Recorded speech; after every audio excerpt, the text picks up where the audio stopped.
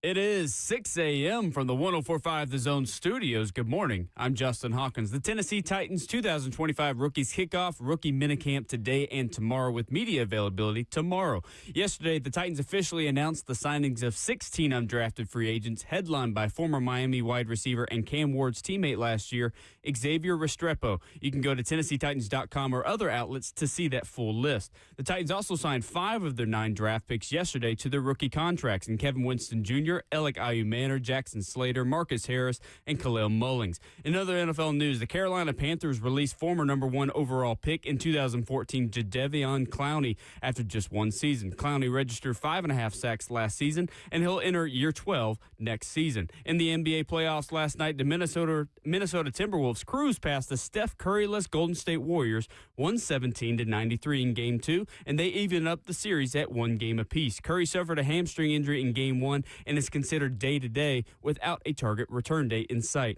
For all your foundation repair and waterproofing needs, visit USSTN.com. Breaking news at once on your home for the Titans and Balls. This is 104.5 The Zone.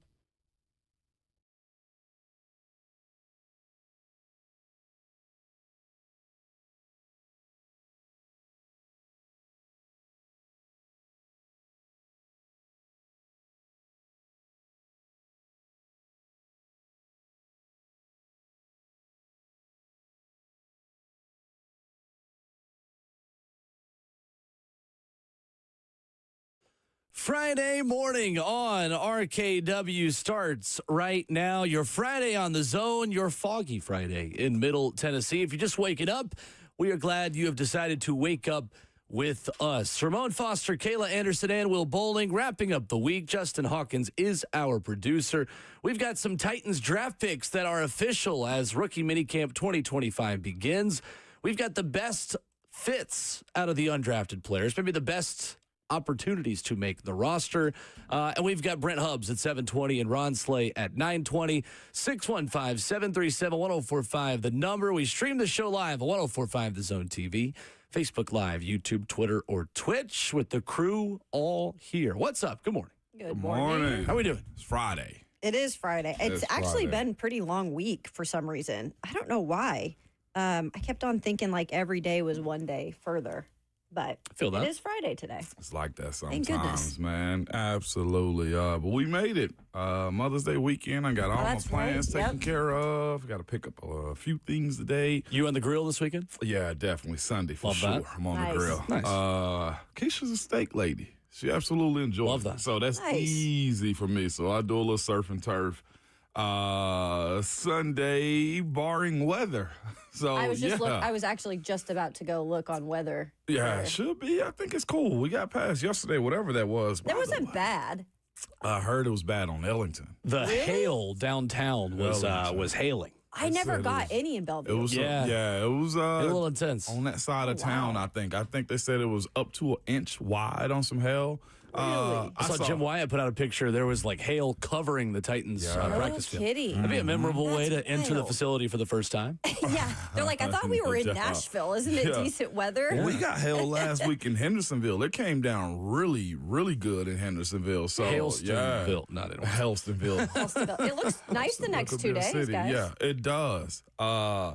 It was crazy yesterday on Ellington. I heard a lot of people were going off from the hail situation. Folks pulled over. Yeah. And stopped in the middle of the interstate. Ooh. And that's very dangerous. Now, I get protection of your cars and, you're not used to doing that. Maybe pull over on the shoulder because that puts people behind you in a bad situation. Now, I wasn't in those cars driving, but I saw social media. It was the Nashville traffic that was people were going off about that. So, pretty fascinating situation. But I get it. I ran in hell one time after school. Decided that I was going to beat the bus to my grandmama's house when I lived in Covington, Tennessee. So here I am sprinting. We got off the bus not reading the weather at all. Why? Because kids are dumb. Yeah, of course. Kids are super dumb. I was dumb as a kid, okay? So we get off the bus, and I don't know where this hell came from. I don't even remember I think it was fall. It had to have been fall. We get off the bus, me and my cousins, and we were going to be my other cousins that stayed on the bus. Man, we got tore the hell up. I mean, it was that's my first time experiencing hell as a kid, too. That was crazy. It can be dangerous if it's the big hail, too. Yeah, no, I saw a video, of course. Y'all will probably see it now on social media. I saw a video of a lady, I think they were in Kansas. She had one of those full sunroofs in her car. Yeah. Her and her mom were in there, and like inch-size hail, where they broke the glass, That's not great. beat the car up, and they were just trying to protect themselves with umbrellas they had inside of the car. Damn. Yeah, hell is nothing to play with, but pull over on the side of the road if you're on the interstate and don't want to drive in it. Don't stop traffic. Can't do that. What it sounds like is Cam Ward enters town and all hail breaks loose. There it is. Hey! Justin is awake. He probably dealt with a lot worse at Washington State. I think it might be a warm welcome or a cold welcome. Seriously. Cold welcome. It gets cold there. He brought the Pacific Northwest weather with him. Yeah. That's all right. It's a celebration. It definitely has during the March and April months up there. You could get 70-degree weather one day, and then the next day you're walking in class with snow going sideways. That's crazy. Y'all are tougher than us on stuff like that. I couldn't do that. Wild. Is it like Denver? Denver, I've seen it be like that 70 and then snow by the time the Rockies play. Yeah, a little different. That's because nuts. Seattle, it just rains. Seattle's 5 hours from my side of the state, which is Eastern Washington, where Washington State is. So Seattle, it just rains all the time. There's nothing different there. Is it true that we get more rainfall total than Seattle does? Yeah, yes. right. I've heard Brent Doherty say that once on 3HL, and I was like, is that one of Brent's tall tales, or is that real? I think it's real. But it's fairly real. That's what I think because they get, I don't know what the explanation was that with all due for respect, it. Is it the mountains that stop it It's like, from crossing it's over? the amount over, because they don't get like, it's almost like they get it throughout the half the year. They get it more days, right? but it's more rainfall here. That's what it was. Yeah.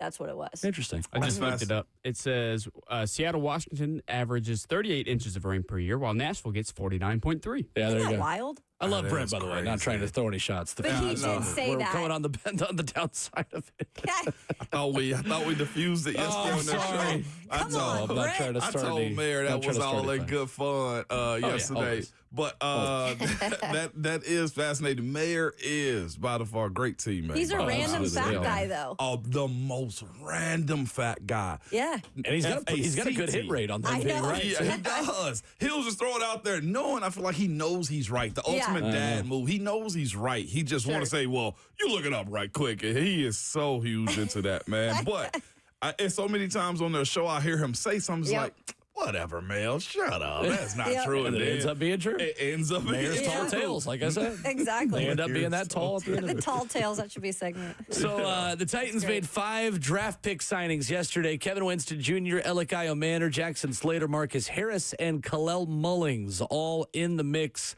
officially yesterday, leaving the first 2 picks in the draft, as well as Gunnar Helm as the draft picks that are unsigned.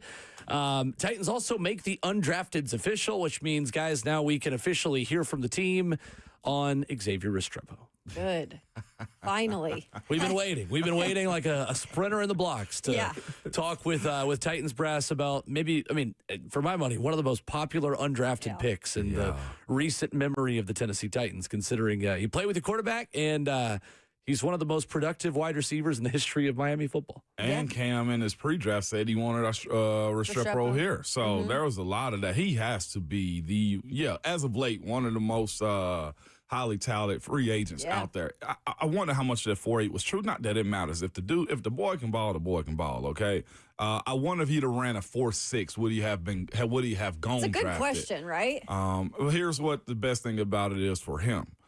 He signs a 3-year deal. If he comes in and ball and becomes a guy here in any kind of fashion, he gets to the next contract quicker. So that's good on him. The rest is up to him. That's why, for me, I never really feel sorry for guys throughout this process. Like, you hate it, and I empathize with them that don't get drafted or slide when they're supposed to go a little bit higher.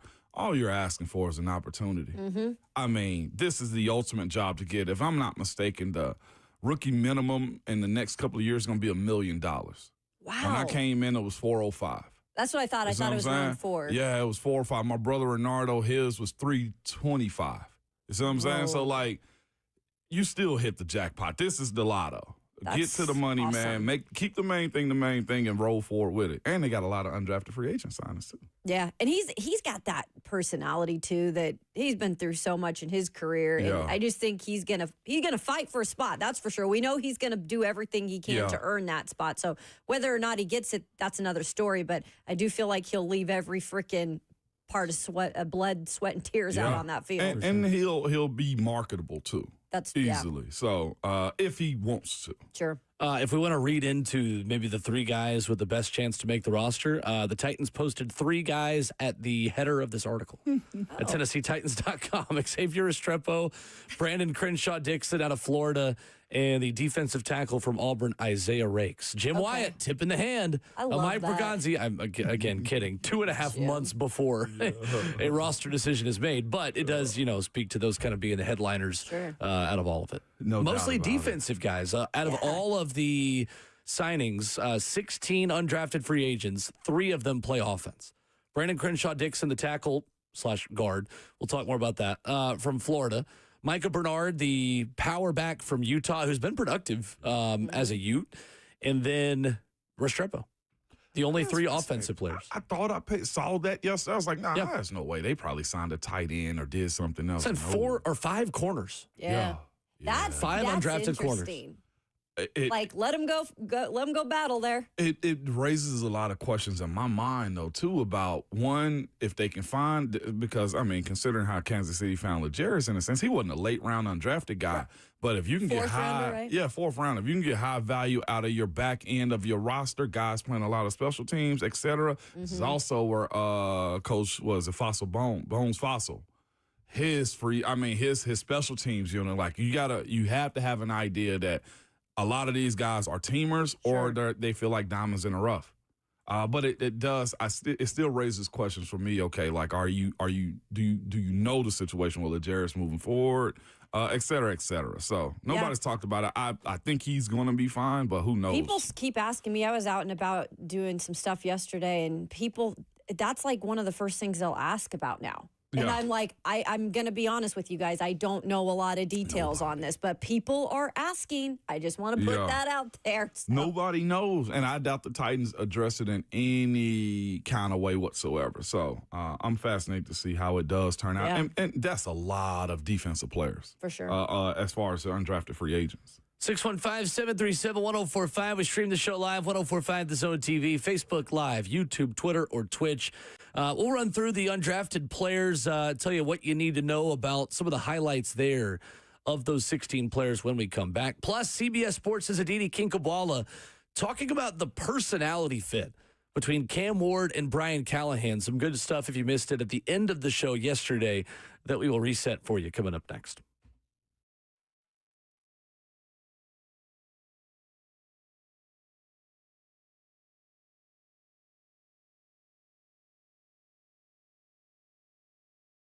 It's Ramon Foster for Secure Lawn. Good folks, I'm getting ready to talk to you about your yard, man. You know I talk about mine often. I talk about it early, I talk about it late. When I pull up to my grass, guess what? I enjoy what I see, and that's because Secure Lawn has provided me with a prime service, man. When it comes down to weeds, when it comes down to those little pesky just grasses that's not supposed to be there, guess what? Secure Lawn is taking care of that. From my flower bed to my grass all the way around, my grass is thicker, my grass is healthy. You kind of see it a little bit. I know what you're probably thinking, Ramon, you talk about your grass way too much. Yes, that's because Secure Lawn has done a really good job with it, too. And here's the thing. They don't do trimming trees and shrubs, planting and stuff like that. No, absolutely not. But if you want your grass to look like something out of a magazine, then you need to reach out to Secure Lawn. They have all the fertilizer and weed control you can have and think about. But here's the best thing about it. It's family-friendly, pet-friendly, and kid-friendly, too. So go ahead and reach out to the company that I trust for all types of grasses and all types of fields, too. You can call them at 615-893-8455 or go to securelawn.com.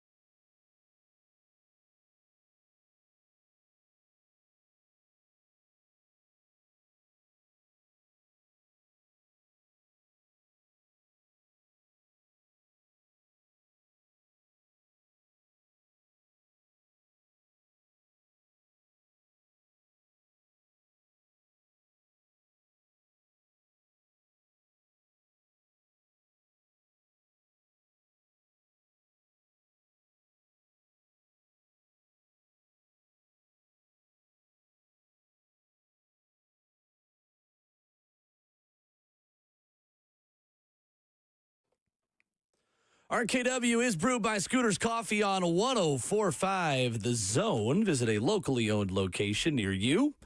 In Rivergate, Smyrna, Brentwood, White House, Ormont, Juliet, amazing drinks, amazing people, amazingly fast. Ramon Foster and Kayla Anderson, I'm Will Bowling. 615-737-1045, how you jump in. So yesterday, in hour 4, we caught up with one of our favorites, Aditi Kinkhabwala of CBS Sports, who not only has experience covering this NFL draft for CBS in person in Green Bay for the draft a few weeks ago, has gotten to know Cam Ward through this process. She's also covered the AFC North for a long time and has talked a lot with your head coach, Brian Callahan. I thought this was a really interesting answer yesterday. We asked Aditi about the fit between Cam and Callahan and how those two will work together, and she gave a great answer about how off the field they're pretty good fits together. I do feel like they're a really good personality fit. And it's funny because I talked to Cam about this a little bit sort of off camera. They both have, it sounds almost trite, but an intellectual focus. The way that they look at the game, their hunger for using their brains to figure out what's happening and not just physical skills, I think will match each other really well. Cam Ward's got an unbelievable work ethic. Not to say that anybody else doesn't, but clearly this is someone who is very driven. And he's also someone who's really interested and eager for coaching. When you think about this, and I'm sure in Nashville you've talked about this a lot, but in high school he played in an offense where he barely threw the ball 8 times a game. Then he went to the University of the Incarnate Word, and if he told me he learned how to be a gunslinger, and then he goes out to the state of Washington, and he told me that that's where he really learned it was important to get to know guys, to get to know teammates, to understand people on a personal level, and that's where he learned how important it is to be a leader. And then you come to Miami, and finally you have some talent around you. There's a spotlight on you. There's a bigger stage, and he excelled there. And I had said to him that I had talked to a longtime offensive coordinator before the draft who said, you haven't even really scratched the surface of Cam Ward's potential yet. And he said, that's absolutely true. And so I think that that's exciting. I think that you're going to a coach who's had a lot of experience developing and working with quarterbacks at all different levels, whether it's a Peyton Manning who's fine-tuning things at the end of his career, but still hungry, obviously, to learn to play in a different way when he doesn't have all the skills that he maybe had 10 years prior, to a Joe Burrow who is a rookie. You know, he's kind of run that gamut, and I think it's exciting that Cam Ward recognizes that and wants that. And I'll give you one other little thing. Number one rule of journalism is you never ask a 2-part question because it confuses people and they won't answer both parts. I asked Cam Ward a 3-part question, and he answered all 3 parts without hesitating, without saying, remind me again, or what do you mean? And he didn't even hesitate. So right there, he earned major points from me. So that was Aditi Kinkhabwala, CBS Sports sideline reporter for NFL broadcasts, and just overall just stud for CBS. We love her. It's exciting. I mean, processing. Clearly, he can go to a third read. He can answer 3 questions at once. That's meaningful, right? Go. And that is true, though. That will stump anybody. True. They'll be like, well, wait, what was that first part of the question? Yeah. It happens to us, the best of us, too, you know? Or talk enough that they forget what they even asked you. Yes, they're 100%. like, got to have a reminder. But I thought Aditi was obviously spot on, and she had talked to Cam before the draft, obviously, when he went to Tennessee, and we got to talk with him a little bit afterward, and everything that she said completely matched up because he answered a lot of those questions that people asked, including just, I said this, you know, leading into the draft, I don't think we give enough credit for the actual brain and smarts of a Cam Ward. Like we talk about his athletic ability, the arm, all those other things, his ability to make things into nothing, you know, make plays out of nothing. But I think a lot of the time it was appreciated in terms of just how much he's been able to learn new offenses quickly and be successful in those new offenses. He can sit down with coaches and have those intellectual conversations about, you know, plays and breaking down plays. So I think that was cool to hear Aditi emphasize that with the relationship with Callahan specifically, because Callahan is such an offensive mind that the brain of Cam Ward, I think, is going to really help him in his rookie year kind of soak everything in and maintain it. Yeah, no doubt.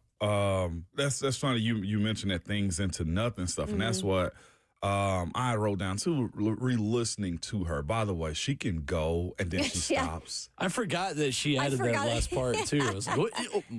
Hold on, Will, don't false start. I think Andy Staples used to do that often. Mike I didn't want to interrupt. Andy was like that too, but let me get back on track. But that thing's into nothing side of it. You know, the idea of eager for coaching.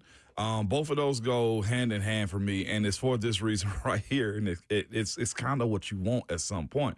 Eventually, I feel like and I'm not saying he's going to be him, but I feel like as much as he's eager to learn, as much as he want to learn, and as much as he has the ability to turn one play into probably three, right?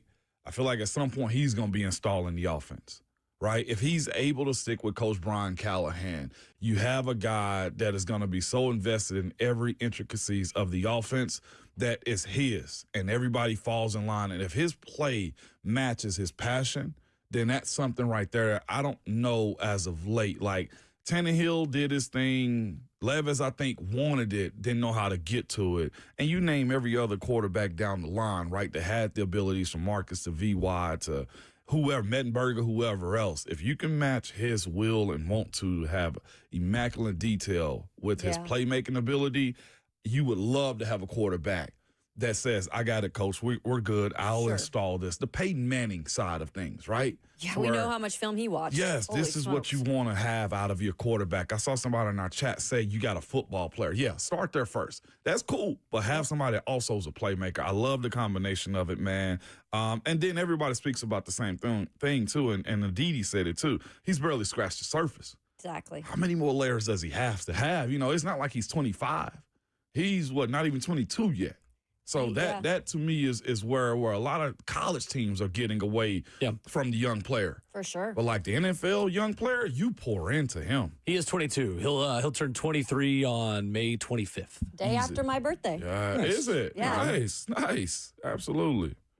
I think there's reason to be excited there. I think that's a good answer from Aditi. I think that maybe the brain will need to be rewired a bit on the field. Yeah. But I don't know if Cam Ward, the person around that locker room, is going to have to change really much of the way he operates. And it does feel like if the play can match the confidence level and the poise that we hear about mentally, then you can have a pretty good thing here. And, we don't often hear about guys that have the quote-unquote dog mentality who don't end up being good. Right. Yeah. Like, how many times do you hear about somebody, it's like, oh, he's got that dog in him. He's just he's a stud, he's a dog. And then that guy, doesn't end up really working out. Like, I can't think of anyone who's he's like grinder, tough guy. Who? I can. Who? That's why I said the play got to match. Levis had that in him. Yeah, sure. You know what I'm saying? And that side of That's fair. But he also had the kind of not wires connected. The description of like a dog, that's what we're hoping. Like the cables match. We're hoping the cables match with Cam. I'm getting at I've met some dudes that'll knock your block off, that can shoot the light side of the gym, but you put them on the court, they can't play defense, or guys can't play defense on the football field, or can't block, or whatever the case may be. So I like the idea of it. Also, real quick, I didn't mean to cut you off, but I want to give an example of this one too. So yesterday, B-Mac brought it up a little bit. Brian McFadden yesterday with us brought it up yesterday. I heard a little bit of, I heard all of it, Blaine and Zach yesterday. And it was brought up later, I feel like in another situation, but Brian Callahan and Joe Burrow conversation. Yeah, I look at this situation and say, now everything lines itself up. You hope that Callahan's offense match the success rate that you want to see too. That's a part of it for myself in watching this. If we believe Cam is a guy, he's got it mentally, physically, everything involved in it. Does the offense match to be successful? Is the offense going to be successful that Callahan is going to run? Because the attachment to Burrow was the biggest conversation that B-Mac brought up. I heard Blaine and Zach bring that up a little bit, and I heard it later in the day too.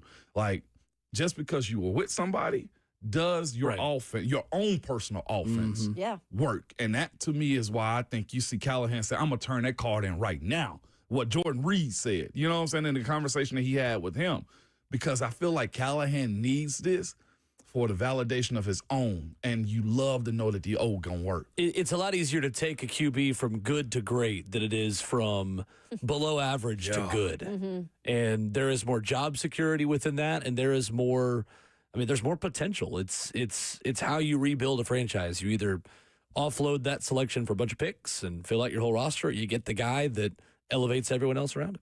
It's funny, too, because you could tell, too, we all have passion for certain things, and you can see when you talk about those things, you exude it. If you're truly a person who has passion for that.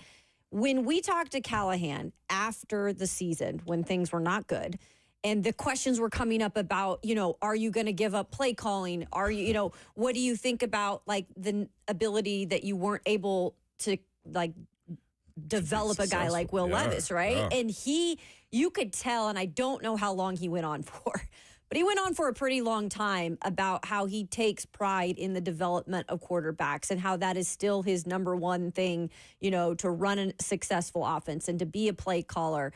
You knew had not given up on himself because of that season that did not go in the right direction. So I can only imagine, like you mentioned, now seeing a quarterback that he actually can say, hey, they have all the tangibles that I need to, like, get him to the next level. Yeah, and I hate to talk about Callahan like that because he's such a good guy. I know Savage and have the good guy board, but, like, you do want to see, somebody that's passionate about their job. Yeah.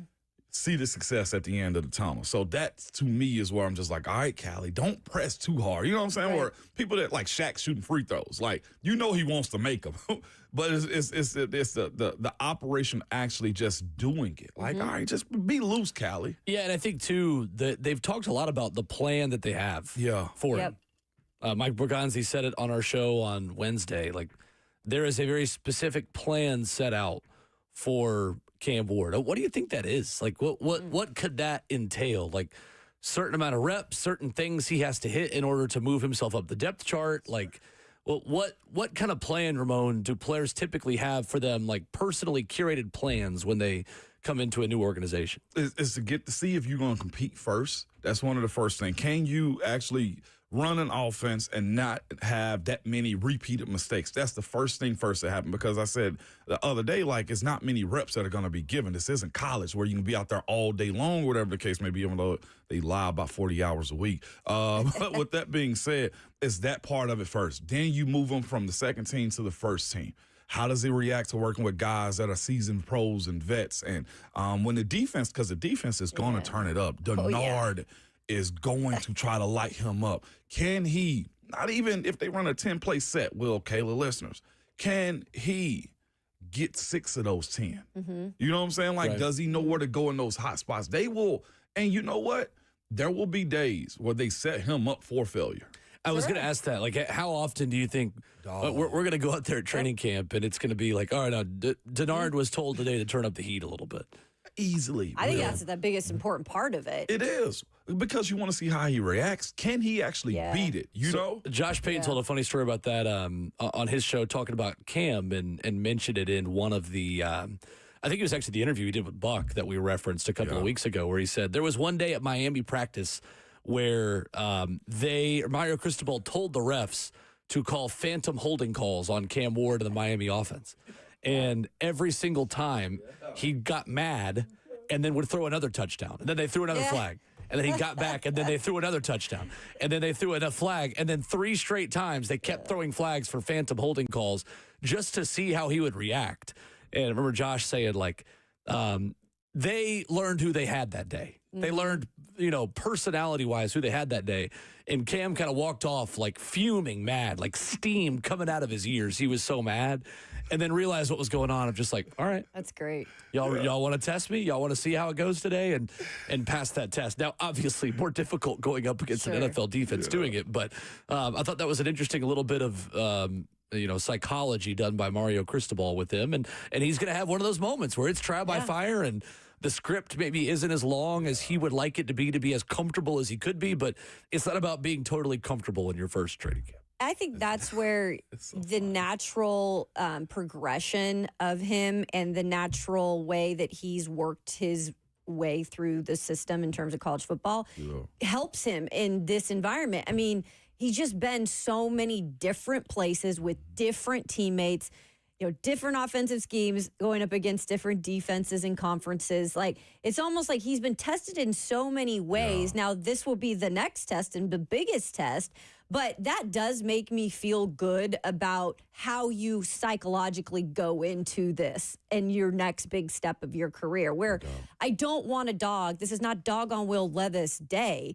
but Will Levis just, in reality, guys, he just wasn't tested like that. He wasn't. He was in one spot. He was injured some of the time, so he didn't get to play as many games as he would have liked to. And he didn't go to different environments. Like, it was what it was. He was Penn State and Kentucky. Yeah, and he didn't really play at Penn State. Yeah.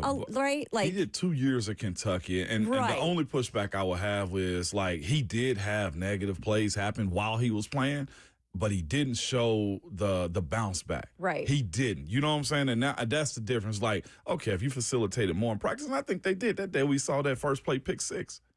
That was a day. And I don't think he had a good one after that one. He didn't. No, he did not. So I think the tests were there. Mm-hmm. You wanted to believe in them because one of the most flagrant things I feel like if you could go back to 2024 training camp, I don't think they would have gone and put him number one. We last year were talking about how he was checking down and his completion percentage was pretty high, but he wasn't taking enough chances. Yeah.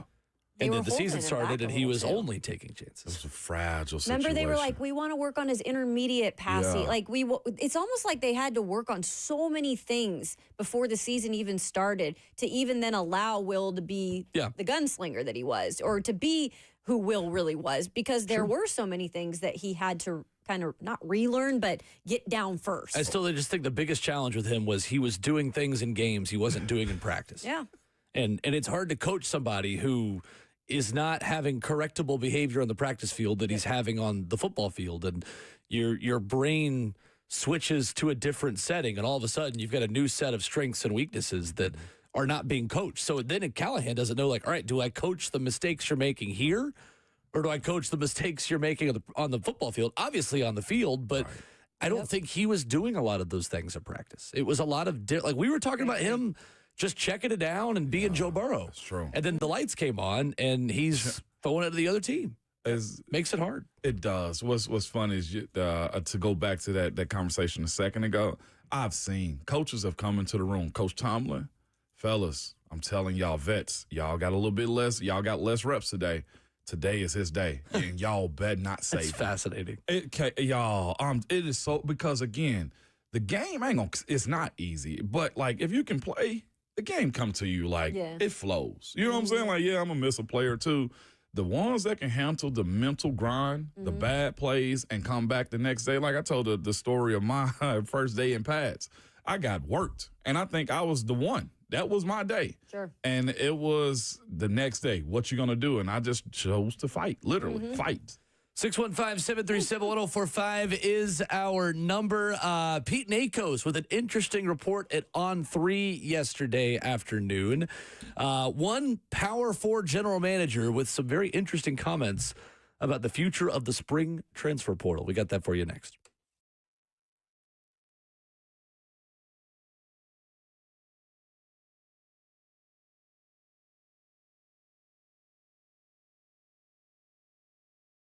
Hey, what's going on? It is Will Bowling for my friends at Lee Company. Look, when the heat rises outside, your home's air conditioning shouldn't let you down.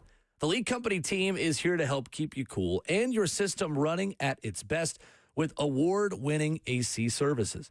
Whether you need a quick repair, seasonal maintenance, or you want to upgrade to a new unit, Lee Company, well, hey, they get the job done right. I've always trusted Lee Company because they've been trusted in this community for a generation, 80 years. And when you are in business for 80 plus years, you certainly learn how to do things the right way. Lee Company is a staple here in Middle Tennessee. If you're new to town, you're looking for a place to trust, well, they got 14 community locations in Tennessee, Kentucky, and Alabama since 1944. You'll see their vehicles driving around. There's over 1,000 of them in their fleet of the vans, the trucks, over 1,700 employees. Check them out online, leecompany.com. That's the place that I trust to make sure my AC unit is running the way that it is supposed to. You can also call them at 615-567-1000. That's online at leecompany.com. Lee Company, all you need.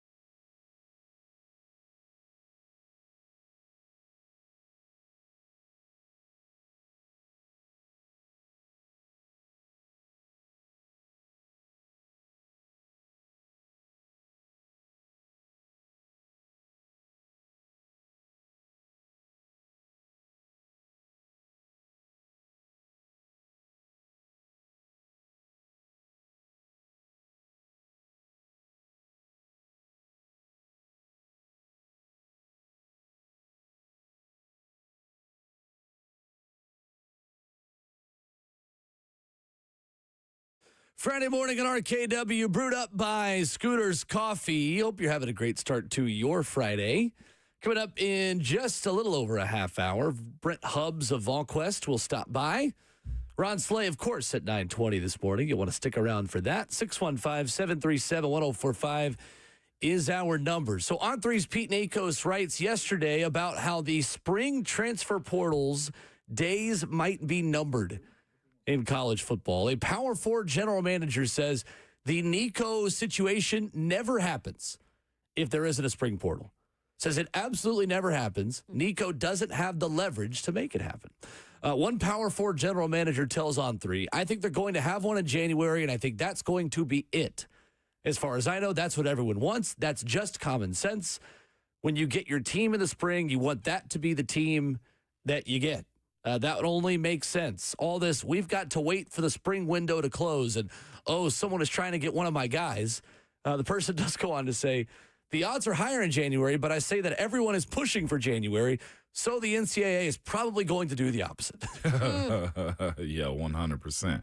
So the October portal, looking forward to it. Yeah, exactly. Man, something most definitely has to be done about it. I think one is enough. Like, if you got to move 2 times in a year, then maybe you're not the athlete that you think you are. In 1 year, and then it's also the games that's being played, too, with the collectives from the players. And I'm not necessarily blaming the players, because it's a bunch of these coaches and schools that are doing this tampering and illegal recruiting, too. Mm-hmm. Like, the biggest league in the world as far as football goes, the NFL, doesn't even allow this either. Like, agents get their rights stripped away from them. Like, teams get fined for this type of stuff. This is not the way to go about business in doing this. So, yeah, I agree with doing it in January. What it will do, though, is it may keep the good teams good, because the good teams who are in the college football playoffs, I think, if I'm not mistaken, with the timeline, the calendar, are still playing too. That was a conversation around Nico, right? If Nico was hopping into the portal in that December window, then he have to tell his team and still go play that game against Ohio State.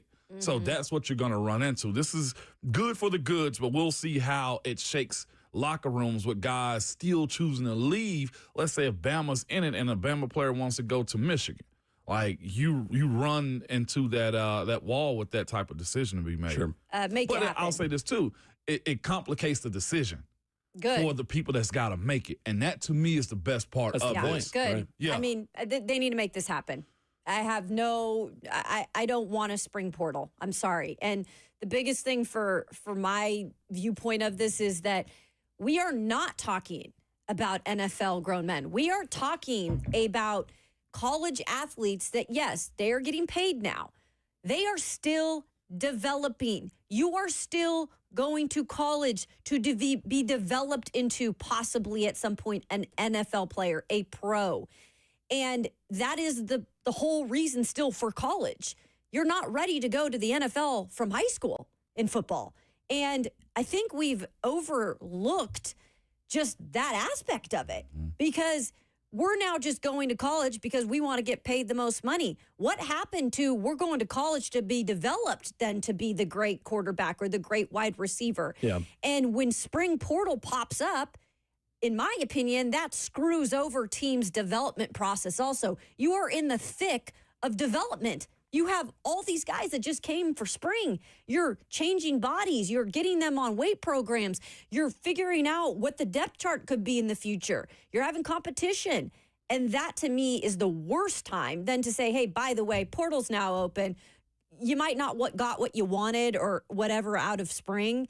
You might not feel like you're number 2 on the depth chart, but just go jump in the portal. Yeah. It's interesting, though. I mean, 10 days is what this Power 4 GM gives to Pete Nakos of On Three. Says do it from January 7th through the 17th. Just one window of 10 days. Is that enough time? Hell yeah, it is. To me. I don't know if it is, to be honest with you. Why so? If you're taking visits to 2 or 3 different schools, it does not give you a lot of time to... I mean, I don't know. I guess you have 10 days to enter, then you can make a decision as long as you need to. So I guess I'm kind of talking myself out of that take at the moment. But yeah, I mean, yeah, sure. 10 days makes sense. 10 days. That's fair. Yeah, and like I said, the hard decision comes to the ones that may be still playing football in that timeline. And that is a part of it, too. And I think that's the whole point is you do it after the national championship game. Okay. Yep. So it's the 10 days. You start the day after the Natty. and you have the 10 days after that. I like it. I do like because you don't have to, as long as you don't have to commit within that time frame. Sure. just hop Like in. you just hop in. Right. So, obviously I'm wrong. So, of what I was originally going to say. But yes, 10 days, start at the day after maybe even the Monday after. Like give everybody a week to cool off a little bit and then open it. Yeah. That's technically how it should be Last done, 10 days of for January. sure. Just the way it is. Yep. And then the other part of it is, too, that first signing period in December. The ones that are probably going to get pushed out or get asked to leave, they get to see the positions that are coming in and actually sign on signing day, too. So that plays a part in. So I think that calendar makes a little bit more sense.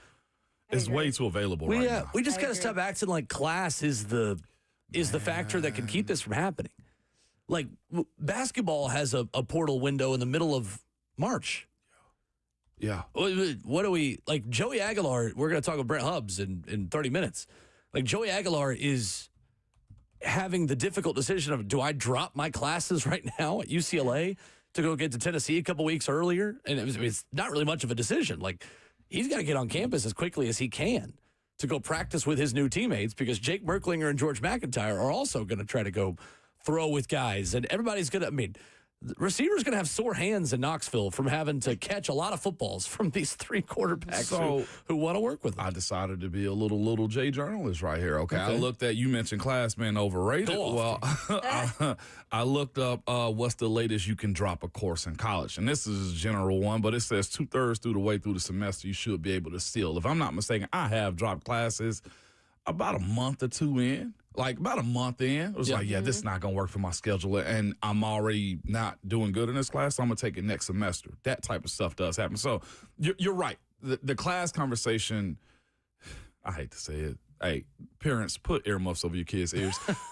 The class conversation, sometimes, a lot of time, is a secondary reason behind this. Yeah. Right? You sending your child to see them on game day, on those fields, on those courts, wherever they decide to play at. And more times than not, they're going to get their degrees if they're somewhat competent in it. And if you are somebody that's trying to switch schools, dropping the course or dropping all your courses, it's okay. I've lived that life. You know what I'm saying? Like, stuff happens. Like, you lived that life where you drop classes, and with this one, you can hit the portal and move the hell There on. are already class conflicts. Just lean into it at this point.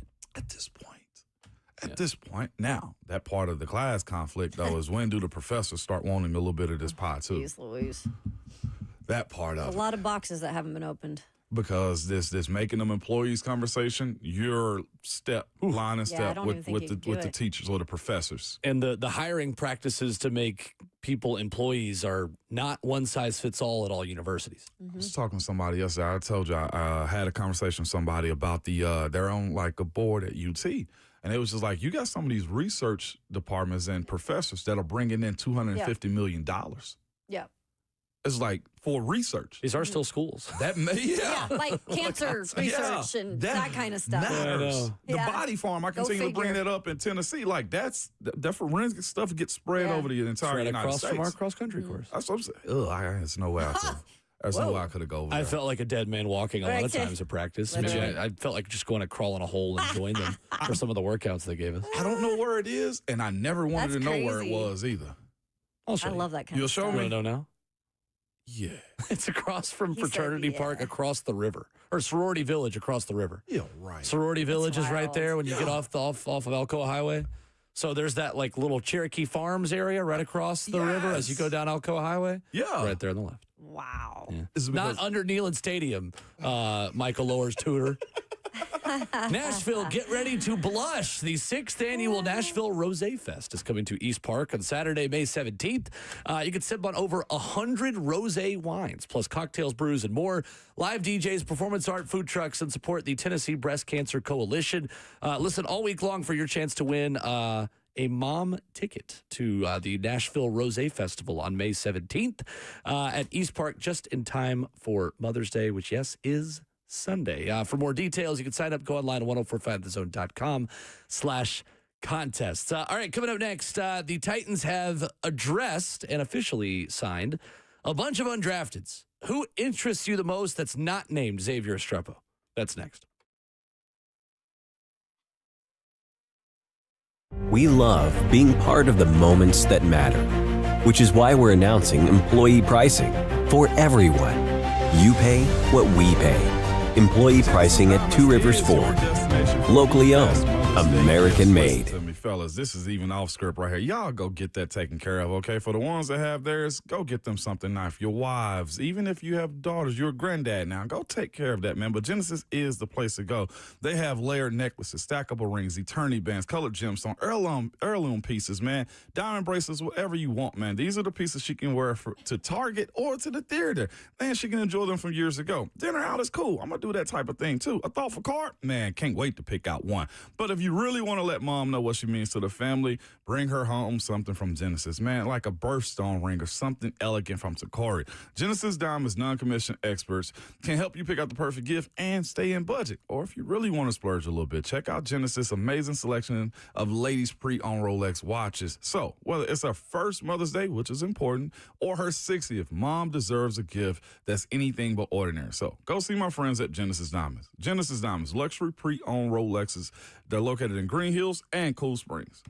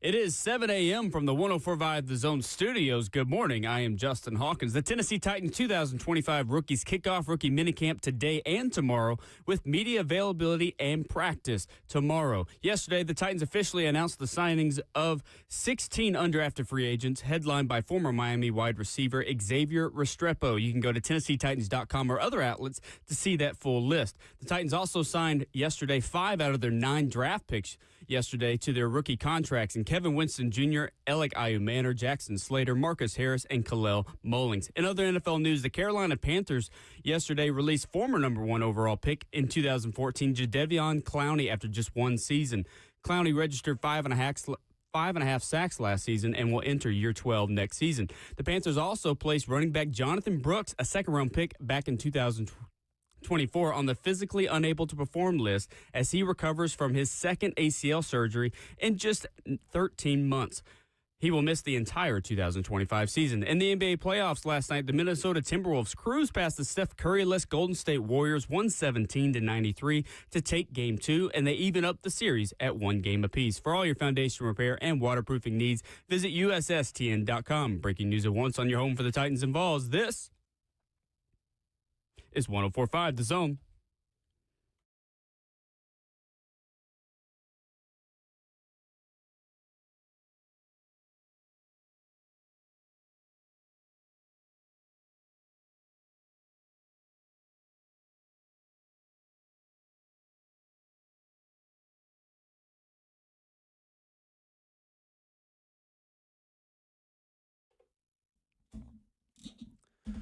RKW, hour number 2, brewed by Scooters Coffee on 104.5 The Zone. You can visit a locally owned location near you in Rivergate, Smyrna, Brentwood, White House, or Mount Juliet. 615-737-1045. You go by Scooters, you get amazing people, amazing drinks, amazingly fast. Crew's all here. Ramon Foster, Kayla Anderson, and Will Bowling. Jayhawk, Justin Hawkins is our producer. What's up? We stream the show live at 104.5 The Zone TV. You can join the 15,000 and growing of the 104.5 The Zone YouTube community as well. The Titans yesterday signed 5 draft picks, as you just heard Justin say. Kevin Winston Jr., Alec Ayumanor, Jackson Slater, Marcus Harris, and Kalel Mullings. 13 of 16 undrafted players are on defense. Guys, who not named Xavier Restrepo intrigues you? Who intrigues me?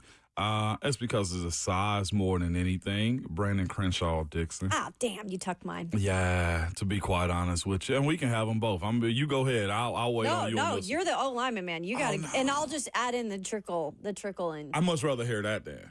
The trickle in? Yeah. Okay. We're starting with a trickle. We'll start with the trickle in. It's like the Mississippi River. Exactly. Starts off as a little stream. Yeah, then you can just go in with all the detailed things. Yeah. What I like about this is we talk about the depth of the line, and that's been just an emphasis that Mike Borgonzi and Chad Brinker have talked about from the get-go of both the offensive line and defensive line. And I think you have to also think moving forward the depth and the youth of the team, because right now they've got some pieces that they've added in, and some of these pieces have experience, but why not always continue to plan for the future? And I think with a guy like this, you can go into the size in a minute, but this is a guy who has been in a couple places. So he started his career at San Diego State, playing on the right side now recently for the Gators. That he spent last season. That's a great jump, first and foremost, and being able to make that jump and be pretty successful. I think PFF had rated him like 32nd best tackle. He was also at the East-West Shrine game, so obviously he was catching the attention of some of these organizations. I don't know, Moan, and you can now talk about this, like the size and length.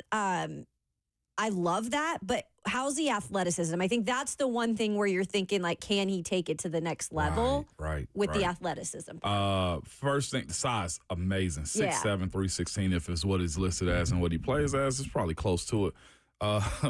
First thing I said, guard. Yeah. Guard. He's a guard. Yep. He's a guard. I think they bring him in maybe as a swing tackle, but and there is competition at swing tackle because they've got some openings there without Nicholas Petit-Frere. Is definitely in the building too. And the way I look at him is this, man. He's a guy that he pass protects well, from what I understand too from the PFF stuff. And I was wondering, I was like, hold up, he led the team twice with the highest PFF offensive grade. Like, why is he undrafted? And respectfully, I looked at his tape. Yeah. He moves like a guard. He's a serviceable starting right tackle in college, but he's a guy, and he's aggressive as heck, too. His punch is good. His ability to finish guys and drive says you move him inside, you got a project that you can help build up. Now, considering the guys they have as starters right now, Zeitler's in year 10 plus, 11 if I'm not mistaken this year. I believe that's correct. So you start to plan for the future. Now, here's why you start planning for the future for guys like him and Jackson Slater. At some point, Peter Skoronski's got to get it. JC will have to get it. You already got a high-paid center, too. This, to me, is the DNA of how you build up. Let me find a low-value guy, whether it's Jackson Slater or an undrafted tackle that can turn to a guard that helps with my pass protection, protect my franchise quarterback. I'm looking at this, to be quite honest with y'all. This is how our line was built up. You had your 3 first or a second, or you had Pounce, you had DeCastro, you had Marcus Gilbert. Then you had myself and whoever they decided to put at tackle as a lower round type of guy. You got to have your 3. This Titans offensive line has its 3. They actually got 4, to be quite honest with you. But if you're planning for the future, like, that's the way you kind of want the build up to be, is that. This is your 14 for Kevin Zeitler. Good Lord. 14? Damn. So he's what, 30? I know. He's 35. You would He's know when 35 he's years old. practicing, his moves when his mom, when his wife is having a baby. He's having a baby in the delivery room. Also at that guard position, if they decide to put him at right guard in particular, I kind of just think you've seen enough out of a guy like Jalen Duncan and John Ojukwu, where I think at some point to upgrade depth there with those. I know they're younger players, but like at some point there might be something better out there. And you talked about UDFAs, which you were, and sometimes the battle that comes with it. Just to let the competition be there. That's what I love, too. Like, add these guys into the room. Let's see who actually beats one another out for this. And they also added Blake Hance, who is a Swiss Army knife and kind of a 6th offensive lineman type that has played pretty much every position on the offensive line as well. So there's some new faces as well, but there is a need for swing tackle. It feels to me like he's going to start out at least working at right tackle, considering the need they have. They don't have a lot of other tackles. They've got interior offensive linemen. You got Sam Mustipher. You've got Blake Hance in the room already. Some of these backup guys that you brought in. You've got Oli Udoh, who you've brought in as well, who can play guard. So the depth chart looks kind of full at guard at the moment, but then at tackle, you've got a little bit more of a need. Combine-wise, again, a reason why this guy went undrafted, with all due respect to him, 6'7", 316, ran a 5.3 440. That's not a tackle time for an offensive lineman. And explosion did not grade out well as well. 24.5-inch vertical, 8-inch broad jump. He has 34-inch arms and 10.5 size hands. There is one thing that he was given a superlative on by James Foster of the 33rd team. We're going to get back to that at 8 o'clock because I do think there is something about him that is very intriguing. That we'll talk more about. But I want to get into some of these other guys in the undrafteds. And for me, the interesting one is David Benda, the 5'11" inside linebacker out of Texas. Considering the Titans did not draft an inside linebacker, it intrigues me that he was the pick to come on as an undrafted at this position. 6 seasons at Texas. Played 52 games in college, including 16 starts. He had an interception in the Cotton Bowl this past season against Ohio State, actually. Began the year as the starting weak side linebacker and then got benched. Leona Lefau, I totally butchered that. It's okay. I'm sorry, Leona, if you're listening. Replaced him, and the guy just kind of kept grinding. Actually got another opportunity to come back in the starting lineup. He was a 3-star recruit out of Katy, Texas, or a 4-star recruit, I should say, out of Katy, Texas, in the 2019 cycle. I think he's got the best chance of all these guys to make the roster as a special team tackler. And if you're looking for an inside linebacker, special teams kind of guy, like in the Otis Reese, Jack Gibbons mold of guys that have made this roster in years past, to me, he feels like the guy this time around. The other one is Virgil Lemons, who Rhett Bryan has talked about with us, the West Florida product, who last season averaged 25 yards per punt return. Golly. Wow. 24 total punt returns for 602 yards, including 2 that he ran back for touchdowns against Erskine College. Somebody had that on their bingo card today. And Mississippi College. So shout out Mississippi College football. You gave up a touchdown to the new backup punt returner for the Titans. That's crazy. Yeah, so maybe When life gives you lemons, there you go. return it for touchdowns. Virgil Lemons, it's a good name. It's like, can you do it, at this level now? That's the biggest thing with guys like that. Like, impressive numbers.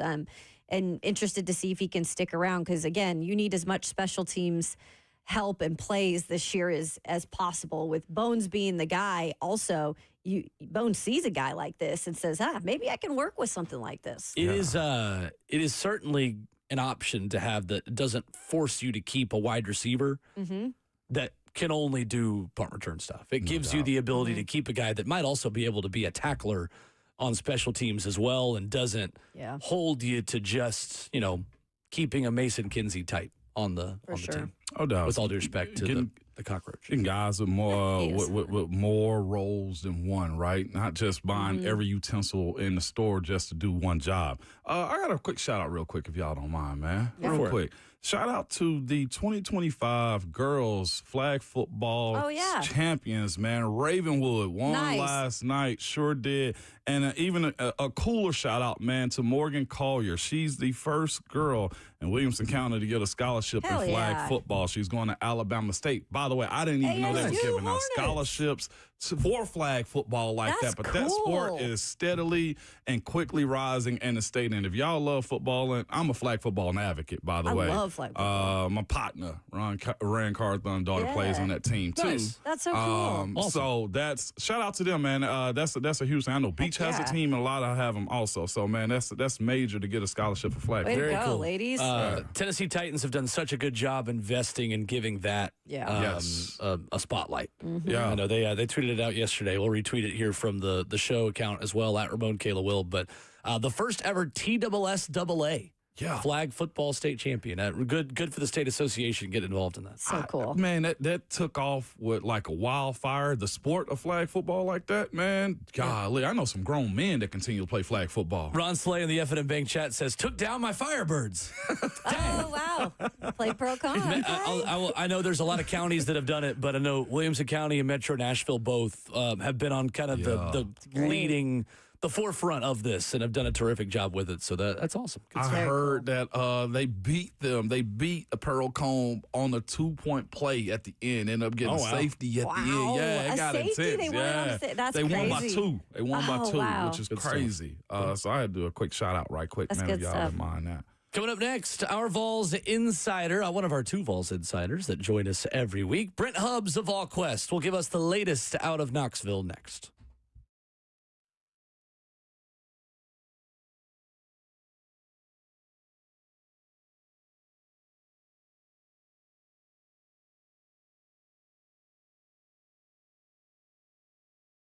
Hey, it's Will Bowling. You've probably been out there looking for cars. You see the words buy here, pay here, and maybe you haven't looked there.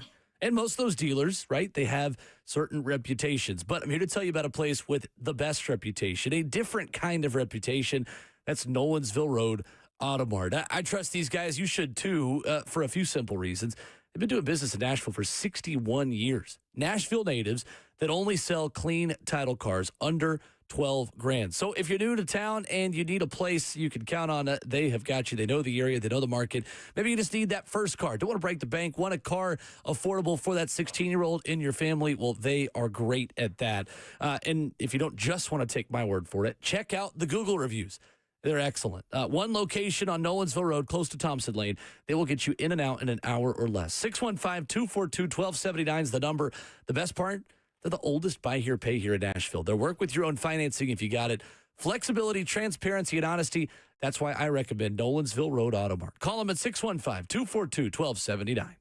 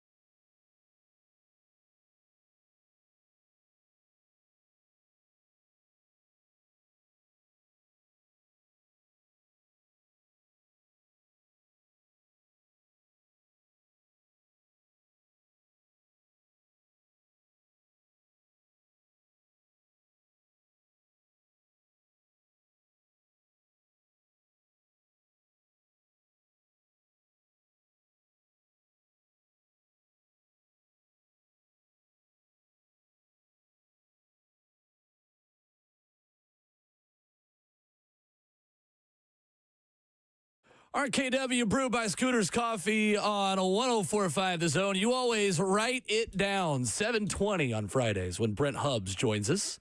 When you hear the great country music here on the show, whole crew here, Ramon Foster, Kayla Anderson, and Will Bowling.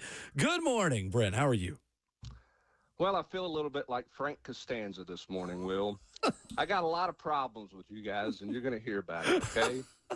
So Ramon Foster, On Tuesday morning, Austin Price, who has to have all of his little walk-up music and all his little special things, comes on this show, takes a little jab at me. You lean back in your chair, and there you are like a Chicago Bears offensive lineman looking at Caleb Williams laying on the ground who don't even help me out. Don't even help me up, Ramon. Oh, my goodness. Well, I would go with you, Will, but Ron Slay's coming in next hour, and he's going to hell with him because of the NBA. Thank you. So, Kayla, how you doing this morning? Hey, Brett. Nice to talk with you. No. Thank you for sparing me. I'm already on the chopping block. We transition so quick, Hubs. You know I got you, man. Listen, if he walk in the alley, okay? Hubs is bringing it. Come on. Ramon was afraid of some of those shards of glass that broke when Austin came in of hitting him some shrapnel. I did, Hubs. Man, You right. Hubs got fired. Hey, when I see him, I'm putting him in a headlock, okay? He cannot break us up. Do you understand? We locked in. I got a country playlist because of you, Hub. You know what I'm saying? We've been tied in since high school. Yeah, I do feel better airing my grievances this morning, so I hope you guys are well. It's hilarious. Well, Brent, we always like to say on the show, it's Friday, and you should act like it. We appreciate you properly acting like it's Friday with us this morning. Preach. Absolutely. There it is. Hey, man, listen. I'm gonna have to start buying you dinner on Fridays moving forward. You hear me? You good at this thing, Hubs. That's all I'm saying. Ramon's Vol Network teammate, even though it didn't feel like a Tuesday. Brent Hubbs joining us this morning. Got blindsided sacked. He just looked at me. Listen, extend the hand to help me out. We talked about this earlier with young quarterbacks. Listen, Coach Tomlin did it to me in my rookie year. It was just your day on Tuesday, Hubs. You had to get put in the blender. That's all. I understand. It happened. Man, you got our and I'm very deserving of it. Our good friend Robert Walsh, man, just texted me and just said, Hubs is so bleeping good, is what he said. Yeah. Oh, yeah. Okay, spin it positive for me now. Get out your shovel. I love it. Stakes on me, Hubs. Brent Hubbs of Vquest with us this morning, guys. So, Brent, getting into the war room this morning and Joey Aguilar getting to Knoxville. What is the latest on a timeline for him getting to Rocky Top and getting to practice with his team? Well, Appalachian State's classes finished up and finals finished up actually today. So in talking to Joey and actually I'll give Austin Price credit. He talked to him on Monday. The vibe from Joey is that he expects to be here sometime next week. Now, exactly what day, we'll see. But at some point next week, scheduled to be in town when we get settled in. And then obviously the official off-season work starts June the 1st. But for Joey, it's an immediate go to work in the film room with Joey Halsley and start to learn this offense and start to get up to speed as fast as he can, meet as many of his teammates as he can, and put himself in a position to go battle for the starting job over the summer. It's going to be a quick battle, but it will be an intense one. Obviously, Joey has the experience. There's a lot of things to like about that, but this offense is brand new. Merklinger's got a year in the offense, and then George has got a wealth of talent. How quickly can he pick things up? And George is a guy who processes fast. He's a fast learner. He's played 4 different high school systems, which helps him learn a new system, I'm sure. But it'll get intense coming up here starting next week with Joey Aguilar coming to town. Brent, Colorado DB Colton Hood joins the fray, another option at corner. How big of an impact do you think he can have as maybe one of the big additions Tennessee has made in the spring portal? And what does the depth look like at that corner position as Jermon McCoy continues to rehab the torn ACL? Well, I love the pickup of Hood for a couple of reasons. One, he's been productive at the Power 4 level. 2, he's got multiple years of eligibility left. And 3, it actually creates some depth at all spots for Tennessee in the secondary. And what I mean by that is now you have another true corner. So there's not as much pressure on Jermon McCoy. He's obviously trying to get back as fast as he can, but you're certainly looking for him in week 2, week 3 at the latest if you can. And so now you can be, I won't say cautious, but there's not as much pressure for him to get back for week one because you've got a little depth there with Ricky Gibson, with Jalen McMurray, now with Colton Hood, and then McCoy would be your fourth corner. And obviously they like to rotate their corners anyway. But what it allows Jalen McMurray to do is McMurray can now become a swing guy in the secondary. He can play corner in a rotation, and he can play in a rotation as the nickel guy at the star position. So now you got a little depth behind Boo Carter with a guy who's played it some, has played it at Temple, and has played it, in practice at Tennessee and in certain situations while he was at Tennessee as well in games. So now you've answered that depth question a little bit. What it looked like was going to happen is Caleb Beasley was going to split between star and safety. This will allow Beasley to focus more on safety in fall camp, in my opinion, because you've got a little help now at this star spot. And Beasley finds himself in a position that he's battling Edris Farouk for the starting safety spot at Tennessee with the loss of Jacoby Thomas, the loss of Christian Charles, and John Slaughter to the transfer portal. So the arrival of Colton Hood gives you some depth in all three spots, and I think it really will allow Caleb Beasley, who Tennessee's really high on. I thought he finished the year terrific in special teams last year. This is going to allow him to focus on one position, which will put him in a better place to be a part of the safety rotation, if not win a starting job. Our good associate and Kayla's good friend. My best buddy. Brent Hubbs is what is this? Nah, I'm Ron Burgundy. I'm Ron Burgundy. Brent Hubbs with us this morning. Hubbs, with so much on the defensive side of things, with so much that dropped on the offense this year with the leaving of the quarterback, man, how big of a job is this for Tim Banks and this defense, man? And just how much stock does he have now moving forward with this staff to kind of want to keep him around? I know head coaching is always a coach's dream. But what does this do for him moving forward? Well, I think Tim's one of the better DCs in the country. And I think what I say that is you look at the body of work over the last 4 years. That side of the ball was really depleted when he arrived. And they took their lumps, and they just tried to survive. And they were super aggressive and took a lot of chances, gave up a lot of plays, but took a lot of chances to get off the field. And they've gone out and recruited and developed, and they've got some transfer portal help, but they've continued to develop guys and create an identity of who they are and what they want to be. And you saw that identity a good bit last year. They obviously built to stop the run, but on third down, they made dramatic improvements last year in getting off the field because of their improvement in the secondary. And when you can get corners who can play, it changes how you play in the secondary. And obviously they've been a good up front under Rodney Garner, and they've continued to build there and stack their depth. So I think Tim has done a terrific job. I mean, he is a large portion and a large reason why Tennessee was a playoff team last year. And, yeah, they've got some holes to fill, and there's some things that they have to replace. But you feel like you know the answer to some of those holes because you've seen those guys in work because of the way that they've rotated. And what I mean by that is, James Pierce is gone, and James Pierce is a really talented player who was effective for Tennessee. Even though his numbers weren't great, he was effective last year. But you like Joshua Joseph. You like Caleb Herring. You like a Jordan Ross and these guys. So you feel like they've created depth there. And it's not just that they're potential on paper. You've seen Joseph play. You've seen Herring play. And I think one of the best things Tim Banks has done, and it started with Rodney Garner by rotating all those guys up front. You go to the second level, Brian Jean-Marie had no fear in putting a young player in critical situations at the linebacker position. Go back and look at Arian Carter and where he played his freshman year and the times that he was on the field in critical situations. And I thought William Inge followed that up last year. And then in the secondary, they made a real shift in mindset and rotating and playing more guys to create depth. So what's the result? When Ricky Gibson was called on to play last year, he was ready to go because he had a couple of starts and played a good bit his freshman season. You've seen the same thing with Andre Turrentine at safety. They've created depth and experience with that depth by being willing to rotate those guys at any different point in time in a football game, and it's been the biggest benefit for the growth of that defense, in my opinion. No doubt about it. There's one guy in particular, man. I'm going all defense today, man. I'm super excited to see on the line this year, man. And it is a guy you just mentioned, Jordan Ross. I've seen his basketball clips. Dude is a freak athlete, and it seems to be this is the year where he got a little experience last year that he could take a jump. Do you feel the same way with what he's capable of if he can get this defense down? I think it's all about the mental approach for him every day.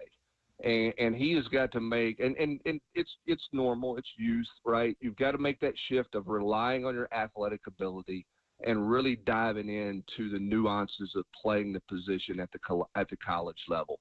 You're not just bull rushing everybody, or you're not just speed rushing everybody. You've got to do multiple things. And I think it was disappointing. He was banged up in spring and was a bit limited. But from a talent standpoint, absolutely, Ramon. He's got a ton of talent. It's on this coaching staff with Coach Chop and Coach Garner to get him to take a, quote, next step and become a more complete player, which is a natural progression for him. I think because he got a taste of it last year, he's a motivated guy. I think you are going to see a guy who's going to step in and help. I'm really anxious to see that entire defensive front. Jackson Moy has done a terrific job leading that group, and I think he's going to be a guy who takes a real step on the inside. I'm fascinated to see Shell, the transfer from Grand Valley State. But then you look at them on the outside. They have a lot of bodies, right? Where does Tyree Weathersby factor in? Where does Tyree West factor in? Jordan Ross. What about Marion Dye, the freshman? I mentioned Herring, and I mentioned those young guys that they have at that position as well. So it's going to be fun to watch the growth of this defensive front, because I think they're talented, and they're replacing obviously some talented, experienced players. It's going to be fun to watch those guys grow from week one to the end of the season. We've got a good friend, Brent Hubbs, on the show this morning. You can join him every day this time. Excuse me, every day. I wish we had you on every day. Every Friday. Oh, no. Then we'd have to pay him big bucks, guys. I want to pick your brain because we had this conversation earlier, Brent, about the transfer portal and possibly eliminating the spring transfer portal. How much do you think that could become a reality, and are you on board with that, and why do you think the biggest thing to get rid of it would be the biggest positive, I should say?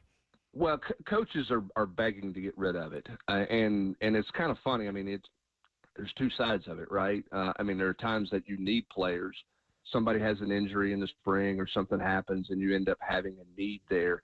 But what coaches want their roster set in January, February, because they spend so much of the springtime building their team, building your chemistry, figuring out what you have, looking at all those things, that it's important that when you come out of spring practice that your roster is set and you know what you have going into the short summer window.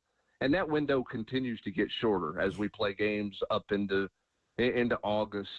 Time you get out of spring, out of the spring semester, you got about 100 days or so, something like that, to build your team. Coaches want to build longer than that. You can do so much in February now with film study and different things in your your off-season workout, that coaches want their roster set at the end of January. They don't want to have to worry about losing somebody and that, dealing with, okay, somebody wants to renegotiate or do all this or that type of thing. To the point, some coaches in spring practice right now aren't even doing basically 11 on 11 work. They're not doing anything that might show a depth chart because they're afraid somebody might leave them in the spring portal. So coaches want rid of it. Why keep it? Well, the thought process for initially on it was the right thing to do would be to keep it so a kid will stay and not prematurely leave, stay in battle for a job, and then make a decision after that. I don't think there's enough benefit in that. So I would love to see the spring portal let me rephrase it. I would love for them to go down to one portal window. Okay. I think we have to get out of this world where a guy can play for multiple schools, can be at multiple places, having never played a snap of football at that place. I like Tyler Barron, but I think we have to get rid of what Tyler Barron did last year. And that's go to Ole Miss, go to Louisville, go to Miami, and finish at Miami. And that's what he did over a 5-month span in the offseason. So I think you've got to eliminate the multiple moves like that in the offseason, which is why, football is the only sport that's got two portal windows. Every other sport in college has one window, and I think that's where football's got to get to. The question is, are you going to do that in the spring and May, which is what Ross Bork is suggesting, the AD from Ohio State to get it out of the clutter that is December that coaches are trying to manage so much stuff. Ooh, very interesting. Great perspective on that, Brent. Let's talk a little money. When it comes to can we get more of that? Please, everybody needs a little more money. Nobody needs more money than ADs right now. Right? Exactly. With the revenue sharing, that's expected, I think, to come into place in July. I want you to just give us a brief explanation that we can all understand on why it's not just about football and the dollars, but how do other sports play into this? Well, I think there's a couple. It's two layers. One, what's happening with rev share across the board now is you have schools that are going to have money that haven't had money in the past for NIL. In the past, what NIL has been is it's just been donor based. Okay, if you've got a great donor base who will contribute, you got a lot of NIL money. Okay, that's why Texas has a lot of money, because their donor base has got deep pockets and it's large. Oregon's donor base, has some deep pockets with a guy that runs a shoe company out there. There are other schools. Ohio State's got some deep pockets committed to football. Now what you have is with rev share, everybody who opts into rev share is going to have some money to go with it. But it's not just football money. If you're doing a full rev share, then the bulk of it's going to go to football in the SEC, and then some to men's basketball, and then the rest of it you're going to divide up however you want to.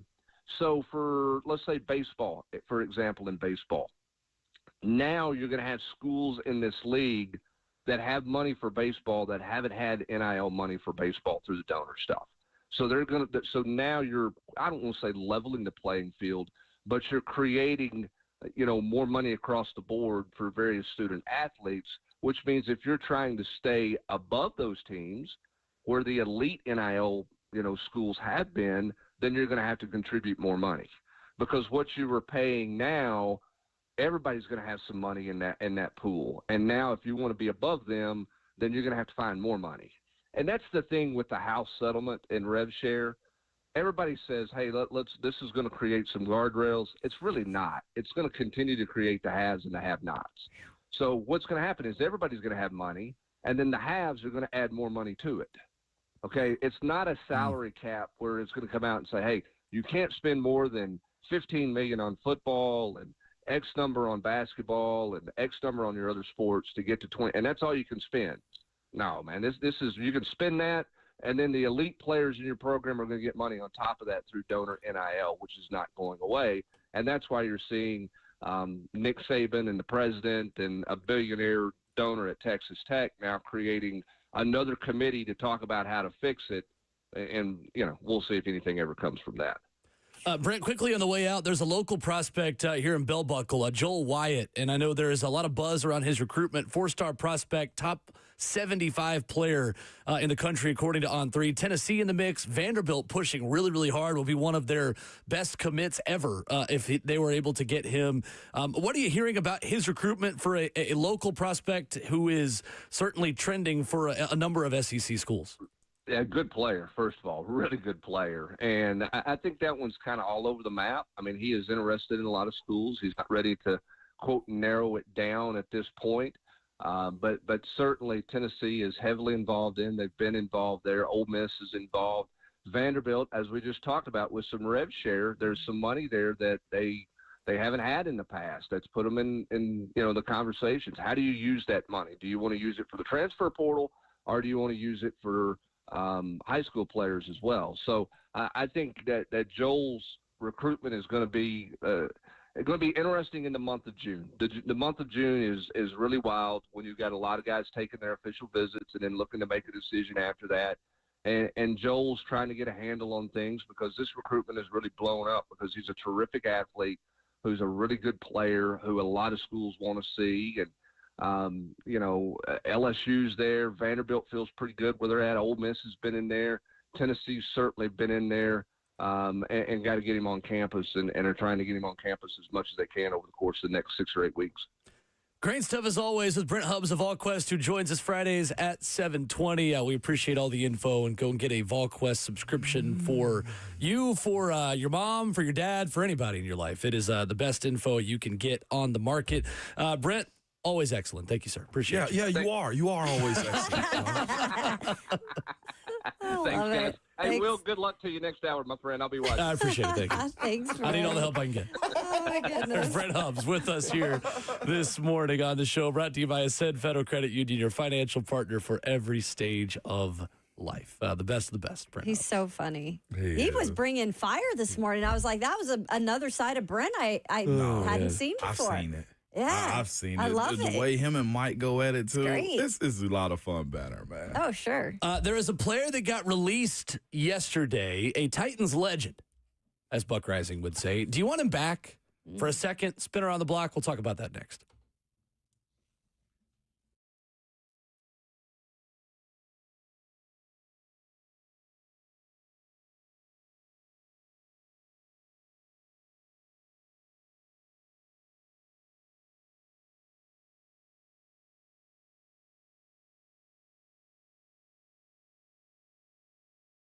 It's Ramon Foster for Hiller Plumbing, Heating, Cooling, and Electrical. Good folks, they have been here and in business since 1990, man. They are family owned and operated, which is always super cool, man. Jimmy Hiller. Yes, the last name, Hiller Plumbing, right? You get it. But he was recently named amongst one of the most admired CEOs, and it's because how he truly cares for his team and his clients. I am also one of their clients, man, and what I will tell you is this. They take care of the customer on every single job, every single time, and they stand behind their work. So much so, 100% satisfaction of happy you'll be or the service is free. And they mean that. If a customer isn't pleased with the work performed, they will make it right. I've had situations at my house, and you know what? No question asked. So right back, fix it, spotless, clean, job well done, man. I always book with them, whether I have a plumbing situation, heating or cooling or whatever. I think it's almost time for my, no, they serviced my HVAC last fall, man. So we were good to go for the summer. Another cool thing, they offer true transparency pricing. Every part of the job is lined up front so you can easily understand what you're paying for. No hidden fees. No added costs, no surprises when you get your bill. If you want a company that you can trust or want to book with Hiller and learn more about them, simply visit happyhiller.com.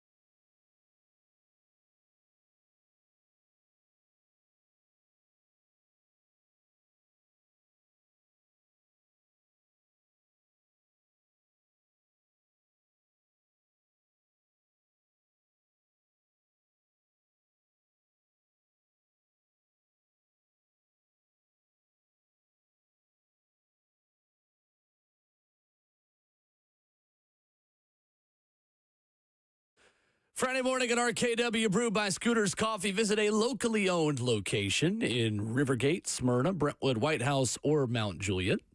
615-737-1045. So yesterday it was news dump time around noon when the Pope became the Pope. Yeah.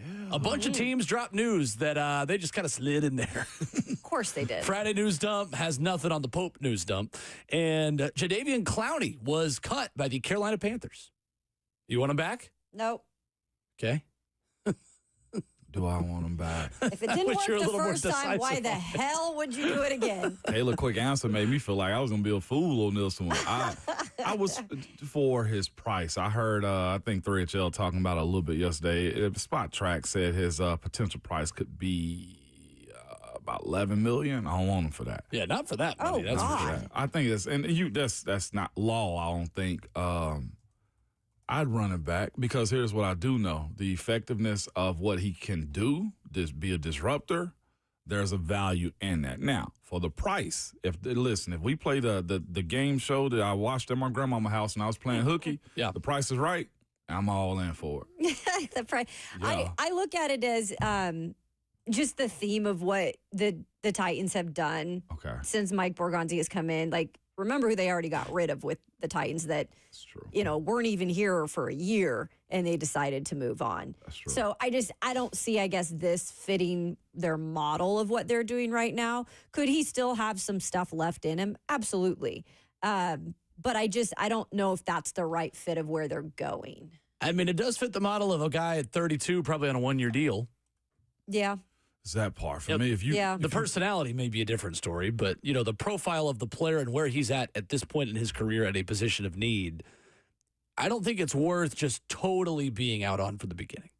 Yeah, I'm not out on it. I had a conversation with somebody about him a few years back, and it was about, is he a bust or not? And I was on the side of like, yeah, he is, and number one overall pick. Like, and then we had a deeper conversation. Just like, this man has played double-digit years. He's made Pro Bowls. Yep. He's made plays also. 3-time Pro Bowl. Just not in Tennessee. Yeah, no, absolutely not in Tennessee. But you look at what he's done. Did he reach the pinnacle? Yeah. No, did not, for what his expectations were. Sure. And I think the hype of that tackle did worse to him than almost anything else. And I'm looking real quick at this is wild, you guys. In his entire career, the least amount of games he ever played was in his first season in 2014, 4 games, right? I think he had an injury or was coming back from it. 2020, though, that was the one season with the Titans. That's the other amount of, he did not play any games. It was 8 games. 8 games, no sacks. Yeah. And then he bounced. But then when he went to Cleveland, which I arguably will say would probably be one of the best fits that he was in terms of a defense and how he was able to be set up for success, too, with who was on the line with him.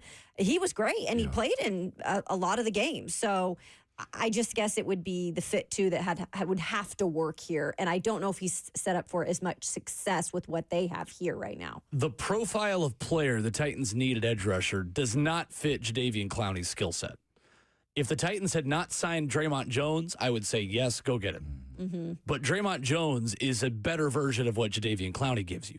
A bigger guy that can be a 4-3 defensive end and a nickel set.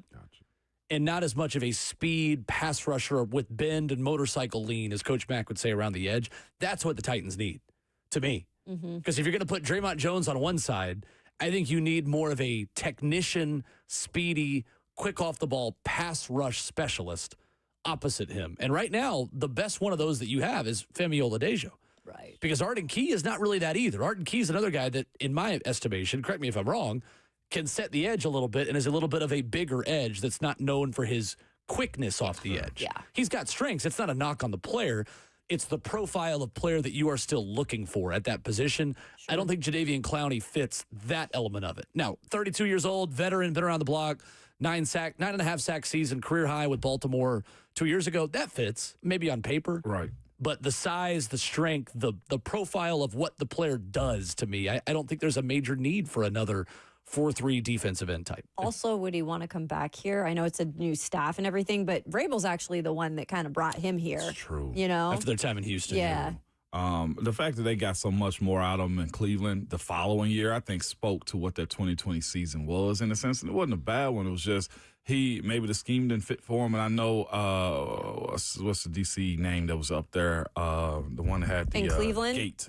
In Cleveland. That was in the Saints. Yeah, I know. Greg Williams? Greg Williams. Yeah. What was the scandal they had down there? What was it? Hurt Gate, whatever it was they had, where they was hurting players or whatever. Bounty Gate. It was Bounty Gate. Bounty Gate. I call it Hurt Gate. But yeah, it was an intense style of defense. Yeah. The only reason I say this because Denard Wilson to me is that type of guy where it's just, hey, sick him type of defense. Sure. And that's why I think it would work if he wanted to do that and if the price is right. But he is that 32 years old. Yeah. He's ring chasing. Bring me Zadarius Smith. Yeah, ring chasing. Sure. Zadarius Smith is the guy. Yep. But I still think they'd be interested in. And you will see a wave of players get signed after mandatory workouts and OTAs. Because as you know, Ramon, there are a lot of veterans that want to show up when they have to. Yeah. And they don't have to yet. They don't have to yet. In a lot of guys' estimation. Yep. Coming up, there is one undrafted prospect I think has the best chance of making the roster out of the 16 that were announced yesterday. James Foster of the 33rd team gave out superlatives on New Year's Eve for offensive linemen in the 2025 draft class. And there's one area where one Titans undrafted player had the best superlative out of all the tackles in the NFL draft, something he does very, very well. We'll dive into that breakdown in the second half of the show coming up next.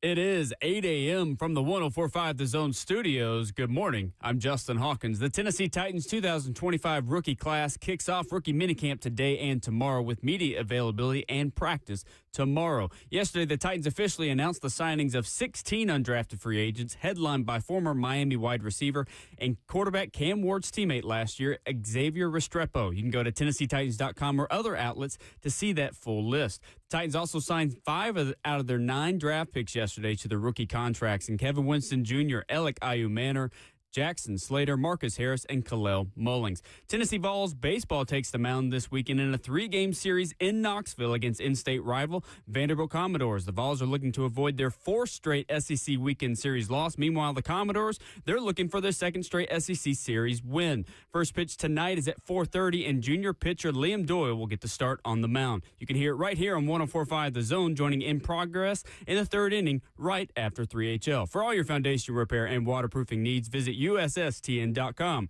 Breaking news at once on your home for the Titans and Vols. This is 104.5 The Zone.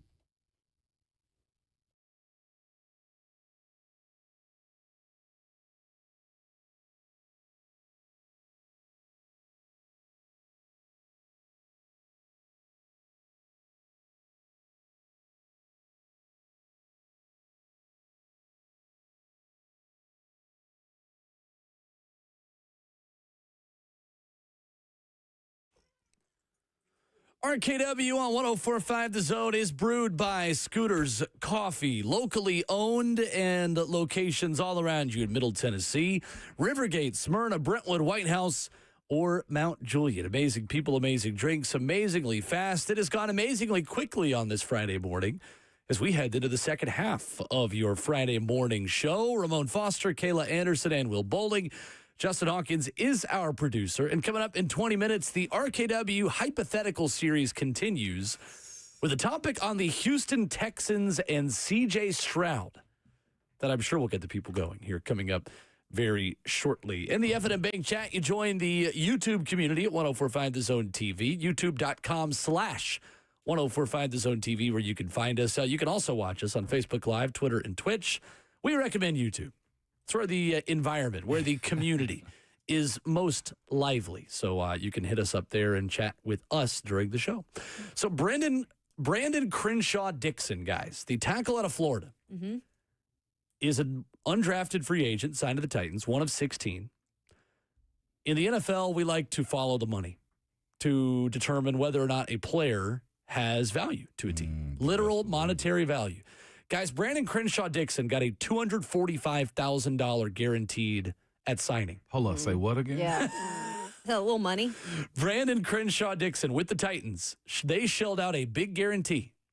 $245,000 guaranteed and a $20,000 signing bonus. Guys, Brandon Crenshaw Dixon, as of May 9th, has the best chance to make the Titans roster out of any of the undrafteds. Yep. $245,000, Ramon, put in perspective for the people, if you will, how big of an investment that is for an undrafted rookie. For an undrafted rookie, I'll put it this way, and I know prices have gone up prices have gone up as far as it goes, but 7-round draft picks signing bonuses back in 08 was $52,000, $40-some thousand. He's essentially a 7th-round pick at this point.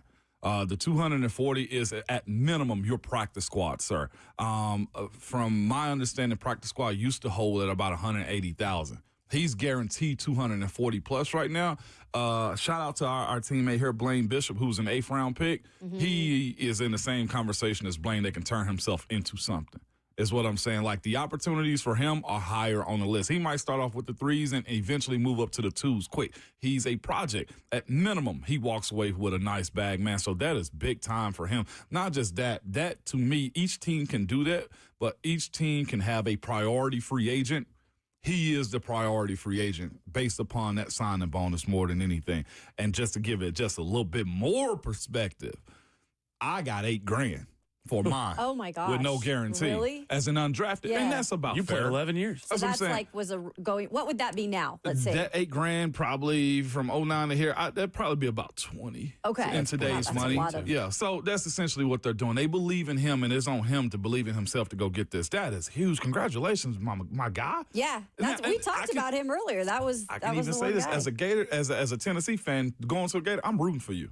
Oh, yeah. I am legitimately in that situation because if there was one more round, one more pick to be given, you'd be a Tennessee Titan with your name called. Yeah. And he didn't start there. He started at San Diego State. So the man's been on a journey. Like, he's obviously had to prove himself at one level. That's a huge jump, by the way, from going from San Diego State to a SEC program like Florida and then playing.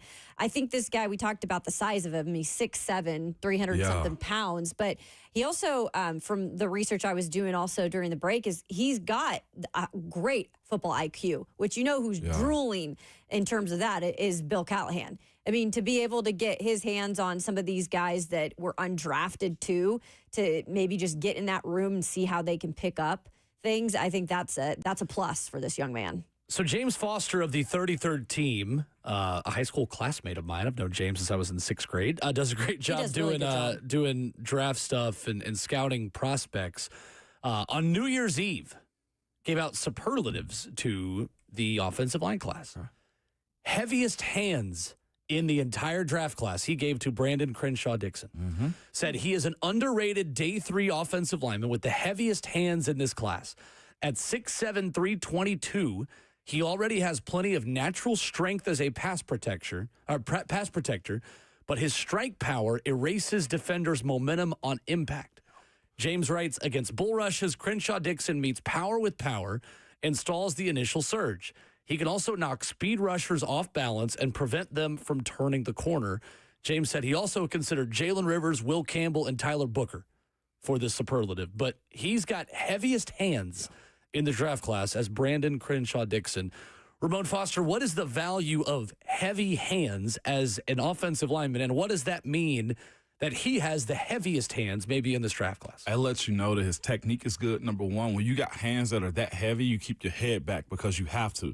If you punch a guy and you punch down, they'll call you a waist bender. In his situation, you watch his tape, he'll punch guys and they fall to the ground, and he keeps his head back with his balance. Like I said, his upper body is really good as far as tackle goes.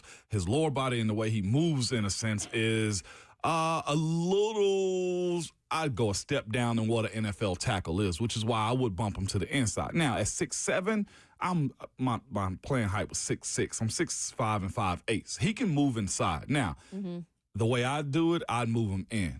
I don't think his footwork is there as it pertains to his ability to play NFL tackle. His method to success to me is bumping him inside. But the heavy hands part, Will, tells me he's not afraid of a fight, not afraid to put his paws on folks in close proximities. And if you're a big guy like he's a big guy, the fight and aggressiveness that he comes with is necessary. Makes up for maybe the lack of explosion. Yes, sir. And quickness. That we talk about, because he does not test well, Crenshaw-Dickson at the combine, which, again, when you talk about him, we talk about Xavier Restrepo. The difference in being a priority undrafted free agent or a 7th-round pick a lot of times is testing. Yes. And neither of those guys tested very well. Now they are Tennessee Titans. Can I say this? He sound like me.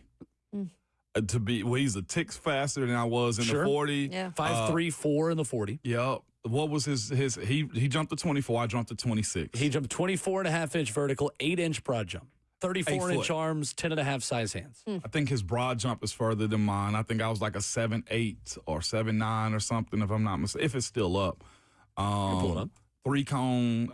It's fascinating. So what would your advice be to a guy like this if you see even similarities in a guy like this as a player? Do that thing that got you noticed. Beat the hell out of folks. Yeah. No, for real. Bill Mauler. From day one. Sounds simple, but it's good advice. Yeah, No. seriously. And that's sometimes all you need. Yeah. He's not about to beat out Zeitler. Right. And Jackson Slater got a leg up on him because he's a draft pick. For sure. Get noticed. Yep. Any way you can. Toss. I say this respectfully, but it's going to come with a fight. Toss Big Jeff out the club one time. I don't know if he's going to be capable of doing it, but at some point when you get worked, go back to the line of scrimmage, run that crap back, and not in that. You get me in football mode now because I'm passionate about him. Like, that's awesome. this is the opportunity. New coaching staff, new GM. The new GM picked you. Yeah. And they gave you 240. I think he's got a better chance to make the roster than Restrepo. I know people don't want to hear that, but Restrepo's got more competition. there's a lot of competition in This that wide team receiver needs room. a swing tackle. Yeah. To me, he's starting at swing tackle, and if it doesn't work, he moves inside. But I think based on the lack of other tackle moves they made, and again, it's May 9th, there's plenty of time to add to that room. He's got some interesting potential at tackle, and at right tackle specifically that, these undrafted guys, it's not just about the talent and the production. It's right swing tackle, you mean, though, right? What do you mean? Right swing tackle? Because that's JC's spot. Now I just thought about that. Well, Latham's at right. I'm not saying he's going to start Just at depth. tackle. I'm saying swing. Right. Okay, They have need at swing tackle, and he's played on the right. Yeah. He's also I think he's also played on the left. As a game day 7, I was the tackle guard replacement or reserve. So that checks out with what you're saying. And Blake Hance is in that conversation. Udo is in that conversation, and Mustafa as well. But I think there is certainly the thought process that if you are an incumbent in that room, if you are Jalen Duncan, if you are John Ajuku, heck, even if you're Corey Levin, the new regime is here. And they are clearly taking it personally how bad they were on the offensive line last season. They're not going to let one injury derail them ever again on that offensive line. And they can't afford to do that again. That price also lets you know that other teams wanted him just as bad. Yeah. $245,000 is a ton of money for an undrafted player. Ton of money. I'd love to mentor him. I would. You should get a hold of him. You know some people in that facility. I'll never overstep my boundary like You want to that. mentor a Florida Gator? Gasp. In this economy? In this, I know. Again, I told you, I don't hate Levis or Gator Mike on line 1 and 3, 2, Yeah. 1. He got plenty. Zeitler's the guy he should be listening to in this situation right here. Yeah. And again, we're not trying to overhype an undrafted player, but if we're having the conversation of who has the best chance to make it, because to me, there's always there's at least one undrafted player that makes the roster And some every make year the as a practice rookie. squad, right? Yeah. Which is still, they can still be developed. He's one. I don't know if you're going to be able to hide him on the practice No, squad. you will not be able to hide him. $245,000 guaranteed. Literally, you will not be able to hide Depending on how him. he plays in training camp, 6'7". obviously. If he doesn't play well in training camp, maybe you could, but or in preseason games. But there's some potential there. So anyway, when you're in a rebuild, look, these are the conversations we got to have. You're looking for help everywhere, and look around some of the best contenders in this league.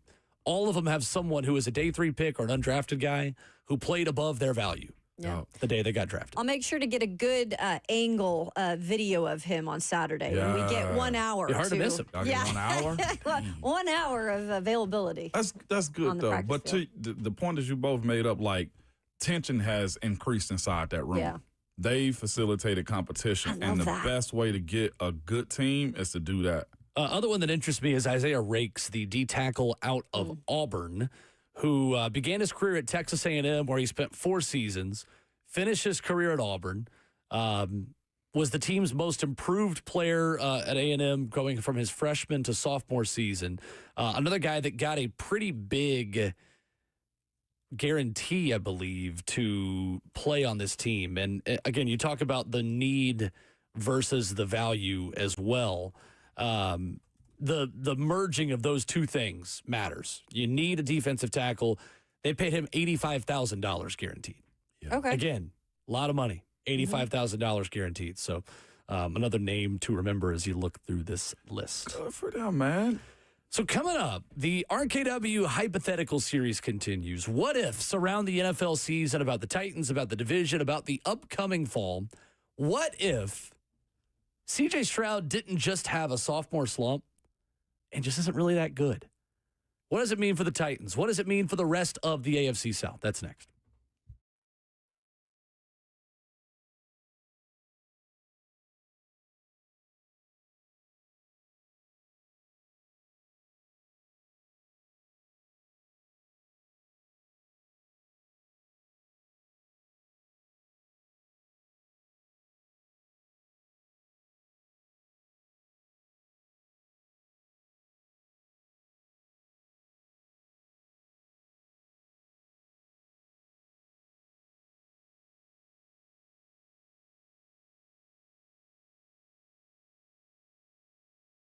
Did you know that up to 50% of the air you breathe in your home comes from your crawl space? Have you ever looked in your crawl space? I get it. Most of us don't even want to know what's in there, but moisture in your crawl space can create an unhealthy issue that can make its way into the air you breathe every day in your home. It's Ramon Foster, and this is where United Structural Systems can help you out.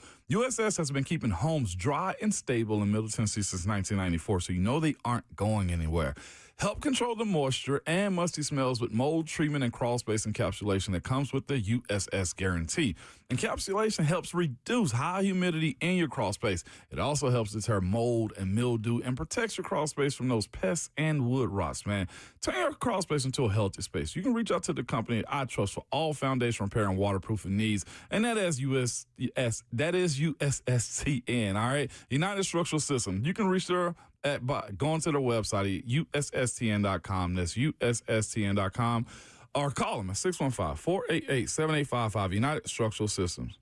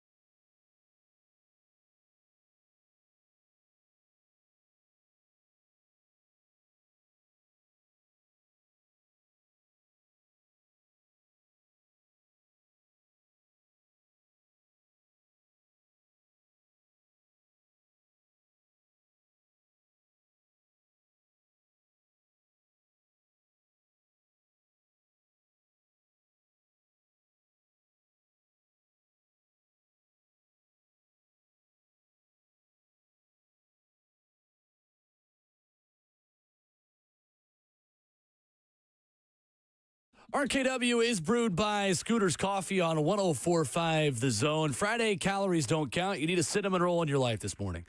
It'll be warm. It'll have the frosting on it. It'll be to you amazingly fast. That's what you get every time you go to Scooter's. Or if you decide that calories do count, fine. Plenty of healthy options as well. Protein smoothie. Protein smoothie will do it. Go for it. I know what that's a huge emphasis in today's world. Hey, what is your protein intake and et cetera, et cetera? It's huge, man. Burning those good calories, man, to create that lean muscle. Don't ask me how I know that. That's how I went from looking like a stick to like a little bit of a bigger stick. Hey, just a lot of protein smoothies. That a branch, one might say. A branch, there we go. Locally owned locations near you, Rivergate, Smyrna, Brentwood, White House, or Mount Juliet. So we're going through what ifs, guys. The hypotheticals for the upcoming NFL season. We're starting locally with Titans, with the AFC South. We'll go all around the league with it as the month continues. But here's our what if this morning. What if C.J. Stroud didn't just have a sophomore slump? What if C.J. Stroud just isn't really the level of prospect we thought he was based on his rookie season? What does that mean for the Texans? What does it mean for the rest of the division, including the Tennessee Titans? It means that they potentially made a bad hire and firing then if that's the case. Let's start there. Number one, the entire offense, I think, becomes very questionable moving forward for what the Houston Texans are. They, to me, at that point, become a defensive team that's looking for a new quarterback in a year or two. I think D'Amico Ryans is one hell of a coach. I'm talking about an amazing coach when it comes to the defensive side of things and seems to be a good manager. If he has another year or even similar to the year that he had last year, 10-7, made the playoffs, won the AFC South. But if we expect Jacksonville to be a little bit better, the AFC South becomes a little bit more contested. And it seems for the most part, I don't know if you're going to have two teams out of the South get into the playoffs as it stands right now in May. Sure. Before the season starts and all the other divisions got to play. But if that's the case, they're going to be forced by choice, I feel like, to pick up his fifth-year option and decide how much they're going to pay him moving forward and franchise tagging him. There's a lot to be poured into him. They've given him a lot offensively. And the other side for me is this, the changing of guard that they've had at tackle. They got Trent Brown. They got Cam Robinson, and they got a right tackle also on their team, too, that's paid pretty well. There's no excuse for his ability to be successful because they facilitated a lot of weapons around him. If that's the case, to me, they're in the holdover of franchise purgatory again until he decides to take another step. I see Jacksonville in the conversation more than them if he has a similar season, if we expect Liam Cohen to be that good of an OC. And this is hypothetical for the folks that are just turning in. Right. But that's the scenario I see how it plays out.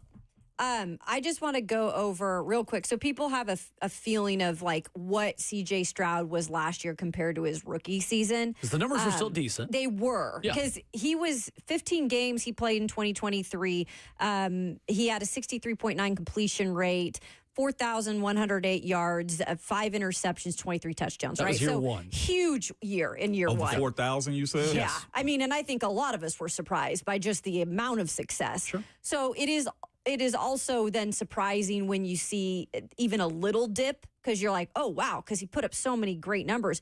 Year 2, 2024, he played 17 games, 63.2% completion rate. He had 3,727 yards, 20 touchdowns, 3 less than year 1. And this was the number that was different, and I think this is what we look at that was different. 12 interceptions. He did not take care of the football. So we can all hypothesize on what that was. The O-line, was he in his head? Was there the offensive coordinator issue? I don't know. But those are things you can at least look at to see realistically if he could bounce back this year. But if he does not, guys, this is definitely a situation where I think the AFC South becomes even more open because the quarterback facilitated everything in his rookie season. I mean, he did what Jaden Daniels did in terms of elevating his team. And they have now gone out and helped him even more and obviously tried to shore up that line. We got to see if it happens. If it doesn't happen, then there's something in the head with C.J. Stroud that's not getting fixed. So if he does not go forward, you're right, Mo. This is going to be known as a defensive team, which can still be successful. But then you're going out like all these other teams last minute next year and either trying to find a quarterback in the draft or going and signing a veteran, which, that can only take you so far. Sure. They've looked to reset their franchise with CJ. And if they don't do that, they could take a giant step backwards. So Houston on the offensive line, remaking a line that did not protect Stroud, like you both mentioned last season. Cam Robinson, Laken Tomlinson, Jarrett Patterson, Juice Scruggs, and Trent Brown, their projected first 5 as of today. They would probably prefer for their 2 young tackles to step in and take over those jobs on each side. They trade away Laramie Tunsil for draft compensation.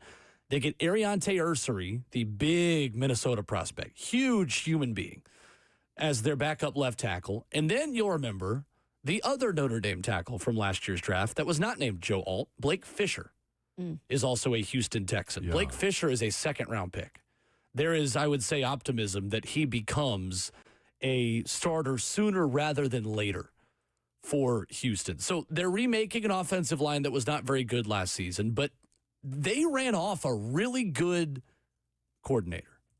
Bobby Slowick was a loud candidate for the head coaching position here when Brian Callahan was hired because of how well he mentored C.J. Stroud and got a lot out of him as a rookie. Are you still surprised how quickly they moved on from him? Because Nick Caley, another Sean McVay assistant who worked with Matthew Stafford as the pass game coordinator last year in L.A., he is now the man running the offense. It almost seems like they're scrambling to find that answer. Because you're right, Bobby Slowick was hot.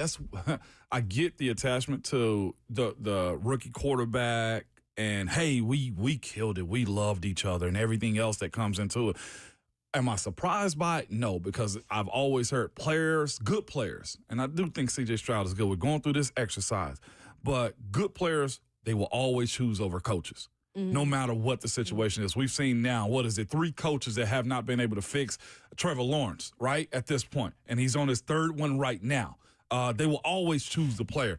I think that was maybe a little bit of a premature decision to be made by getting rid of Bobby Slowick right there. I think you keep it same. You keep it simple for a guy like C.J. Stroud. And you got him now going into his biggest year where he's supposed to take that 3rd-year jump to me. I've always been told guys are who they are by that 3rd year. There's incremental differences or advances that you make over your career, but this is a crucial year for a guy to be learning a new offense or a new programming, how he's going to operate for the Houston Texans team.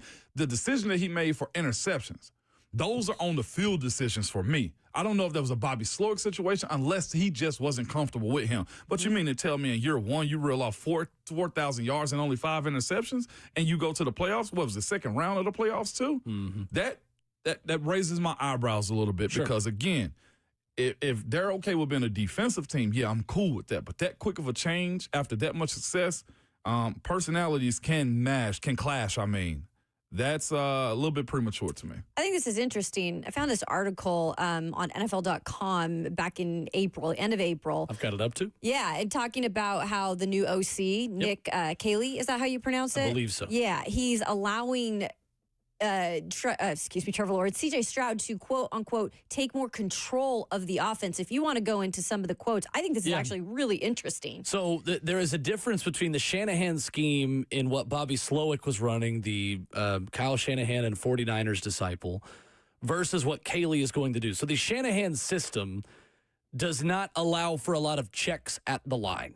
The Shanahan scheme where Slowick came from does not ask the QB to make a ton of changes when he gets to the line of scrimmage. The Matthew Stafford McVay system, and again, all these things are so similar, but in the McVay world, you have a lot of ownership as the quarterback. And C.J. Stroud is even quoted in this saying, taking control and being a little more pre-snap, having tools to put my guys in the best position, that is something we really didn't work on these last 2 years. So I will be putting my swag on it, he says. Have fun with it.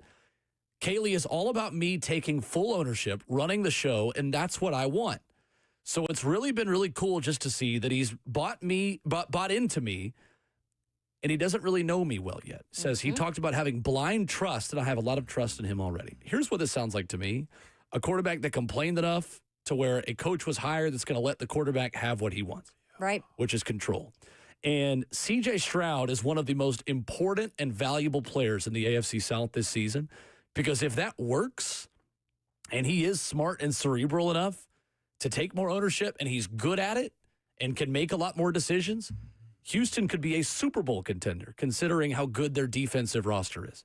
If this doesn't work and the pressure gets to him and these offensive linemen are still so bad that, hey, I'm making checks, I think the pressure's coming from here. Oh, well, never mind, it's coming from this way.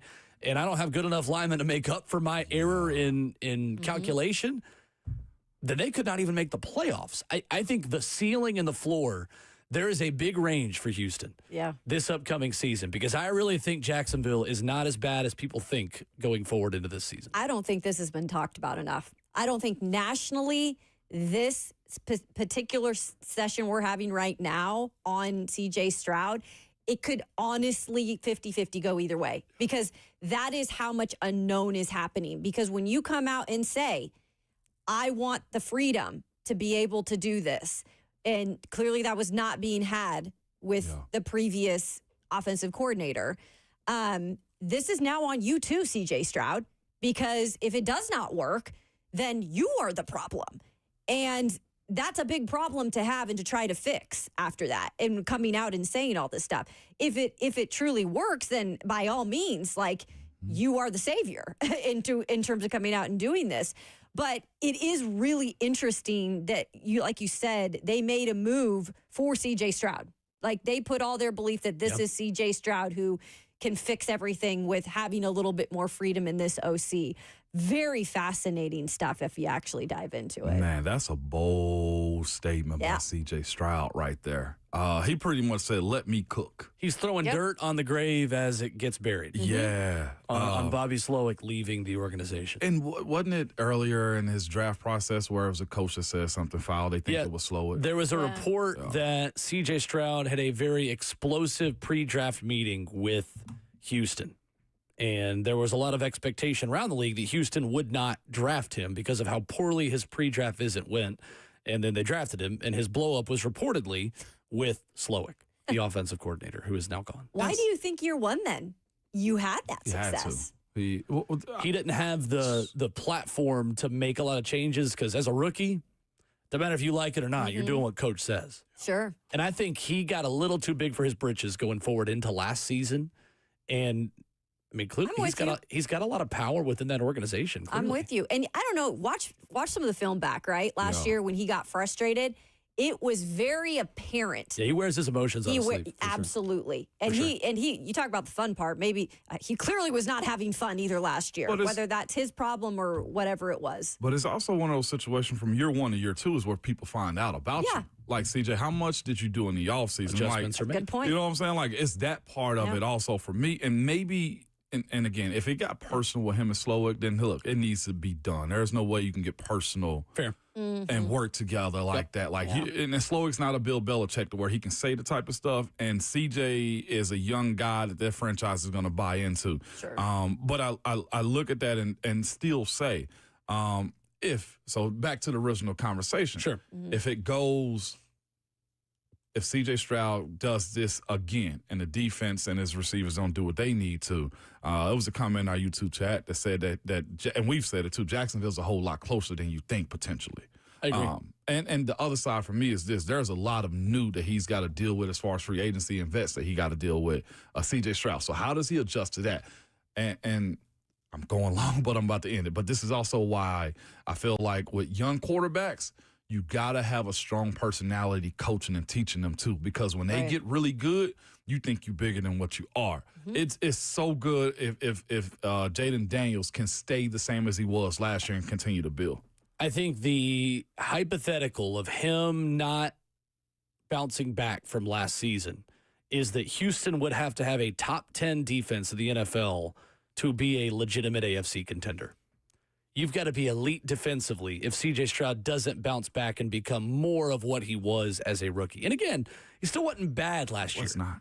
3,700 yards, there are a lot of teams, including this one, that would do anything to have a quarterback that throws for 3,700 yards. So don't hear us when we say that to say that, he didn't earn at least some kind of voice within the organization. He did. He definitely did. He definitely did. But it does feel like since this feud with Slowick started from the beginning, that maybe it's not about him earning his place within the organization. It's just him finally getting his way because of how good his rookie season was. They are a fascinating team. Fascinating team. Defensively, still as good on paper as anybody in the AFC. When you talk about Daniil Hunter, Folu Fadukasi, they just brought back on the defensive line.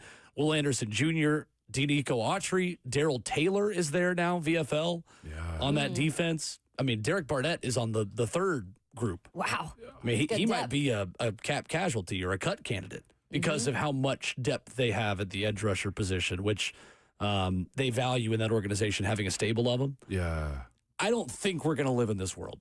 I don't think C.J. Stroud just takes another step back. I think there's some improvement there as long as his wide receivers stay healthy. And Nico Collins either finishes the season healthy or one of those two Iowa State guys that they drafted, Jaden Higgins or Jalen Noel, step up as key contributors as rookies, because I like both of them quite a lot. Well, what he's asking for, too, just to back you up on that one, is he's asking for freedom to use his legs, I'm sure. Oh, yeah. To get down the field and freestyle a little bit more. It's when those moments, you got to be good and protect yourself, and you don't want that either. And Joe Mixon, I still think the world of him as a running back. They got a run game to support it. Joe Mixon, Damian He's Pierce, been good there. Dare Agumbawale, and now the receiving back out of USC who started his career at Mississippi State, Woody Marks, who was a converted wide receiver to running back, who is a third down pass catching option for them as well. Interesting prospect. Yeah. They got a good squad. They do. And I think D'Amico is one of the best around.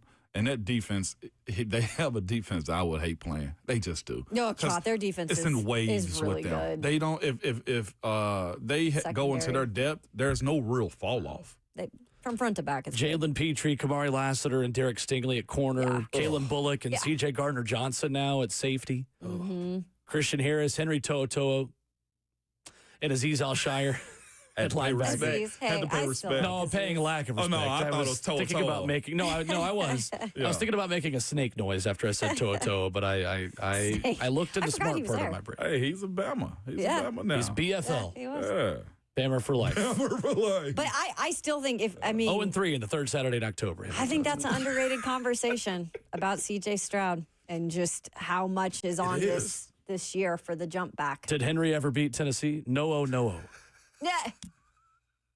615-737-1045 is the number. Feels like we're not coming back from that. We're getting close to football season. I hear. No, we're not. I hear It's a May match 9th. strike. Yeah, it is. Yeah, we are. Period. We got making you feel like it's OTAs. close. Yeah, you do. I'm looking forward That's to the goal. Hey, Rookie we minicamp could do first. hypotheticals for like every team in the NFL. We're just getting started. I love that. We've only just begun.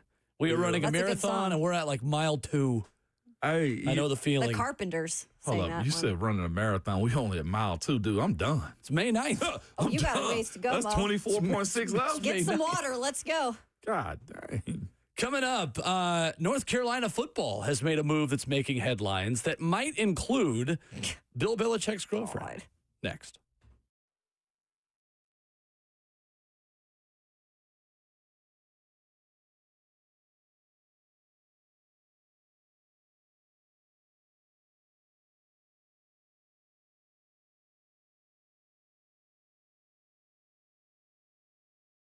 It's Ramon and Kayla here for Window Nation. Window Nation semi-annual sale is back. Man, help your house stay cool this May. All right, Window Nation has some of the best insulated windows you can buy. Their windows frequently outperform and outlast ones from the expensive guys. And here's the best thing, too. They just look good in your house. I drove by somebody's house the other day. Had to be Window Nation windows, and I said, they look good. They Kayla, do. tell them more. They really do. You were talking about just the style of them. They've got 1,500 colors and styles to choose from. So something is going to fit your home. And like Moan says, it's going to look really good. Then people are going to ask, like, what are those windows doing? They don't only look good, they actually get the job done. They're keeping that heat. They're keeping that air inside. So you're saving money. A+ rating from the Better Business Bureau. And you're going to get a 20-point inspection of every window when it's installed. So it gets done the right way. So do yourself a favor. Have a fast free estimate today with the pros at Window Nation. Our friends, it's 866-90Nation or simply go to windownation.com.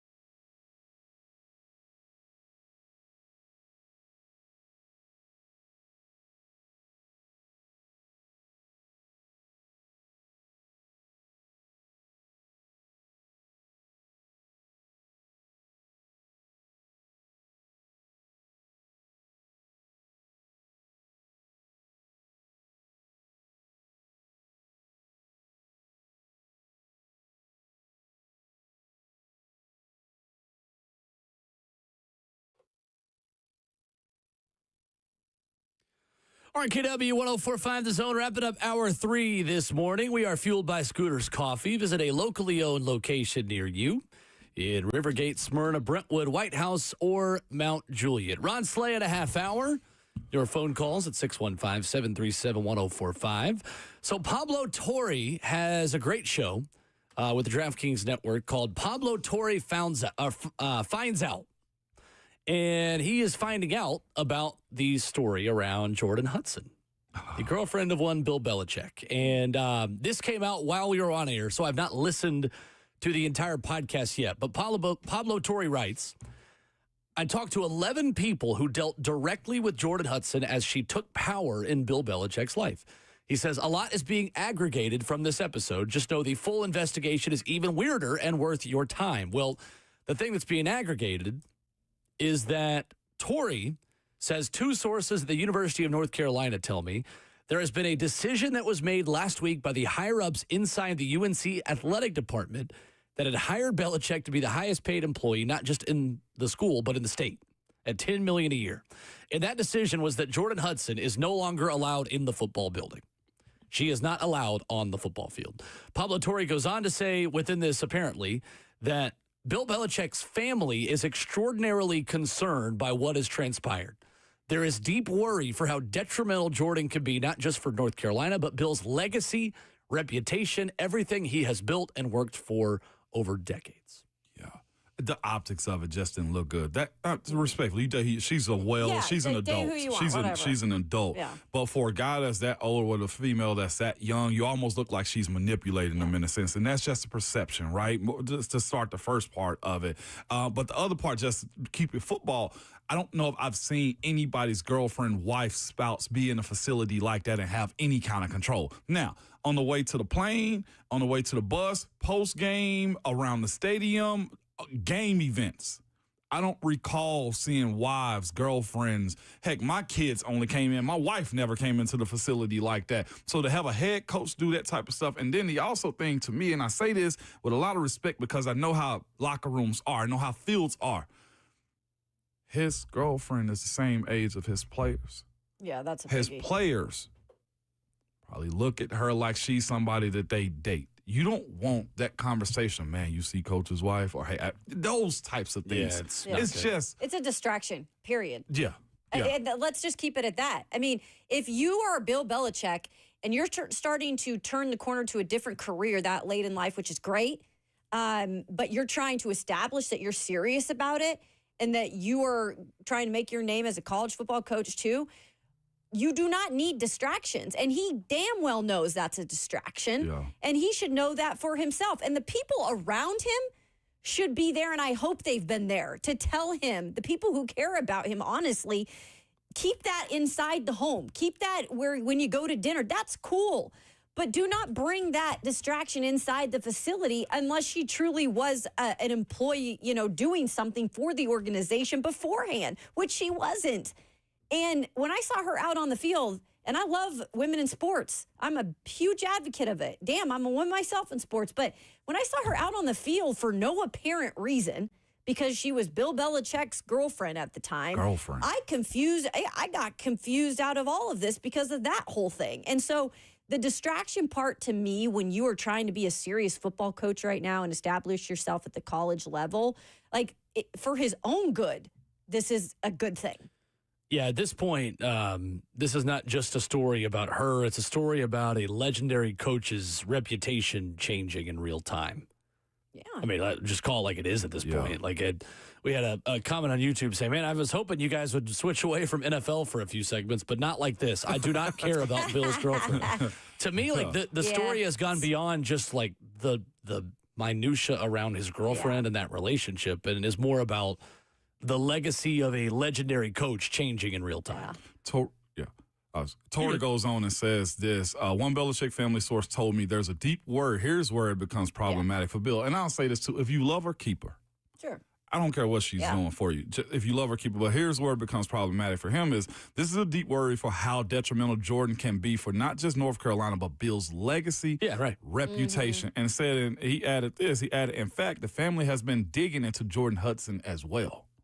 Yeah. Sure. So it's more. Bill has been as clean and as quiet and as private as anybody. Kelly, you've been in and out of these locker rooms and around them.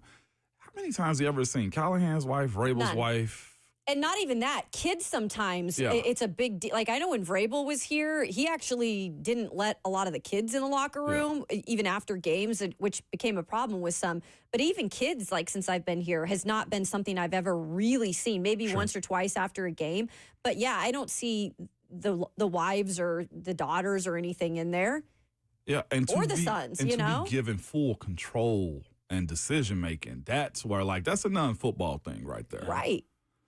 I love it when major things happen in the world and Twitter makes it about sports. It's why I will never, ever get rid of Twitter. We have a new pope who's American. Yeah. Big news yesterday. You probably heard that. Who's a White Sox fan. I even saw Annie Agar tweeted out and said, Chicago got a pope before they had a 4,000-yard passer. It's crazy. There's going to be a Portillo's in the Vatican City. Michael Schwab with this tweet saying the Chicago Sun-Times found a picture of Pope Leo, Robert Prevost, at the 05 World Series against the Astros. Yeah. So somebody said he was calling in the Grand Slam for Paul Konerko. I put out a graphic that many of you should have retweeted and didn't, and I'm a little ashamed. I photoshopped. It took me an hour on Canva. Photoshopping, I put the Shohei Ohtani 3 batters away graphic on the TV broadcast. And this is getting ridiculous. It only got like 20 likes. I thought that was going to do numbers. That's really funny. Didn't matter. But anyway, Twitter was a fun place yesterday. Did you? I love the Chicago embracing of them, though. They did the old school Chicago Bulls intro. Yeah, somebody edited the Chicago Bulls Michael Jordan starting lineup music for him walking out to the Vatican City.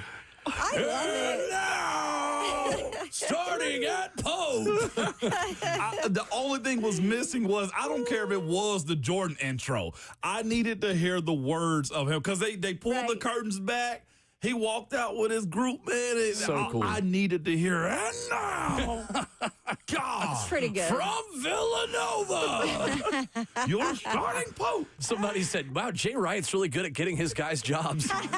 Dude, he went to Villanova. I wish Jay Wright would come back, man. Hey, dog. I want Tennessee to win a natty. I'm good. I love that man. And he's handsome. I love him on CBS. Yeah, I don't love him on the court. That was cool, though. I saw also, there's so many Bears fans. I always talk about this. And Corey Curtis at News 2, he's also a Bear fan.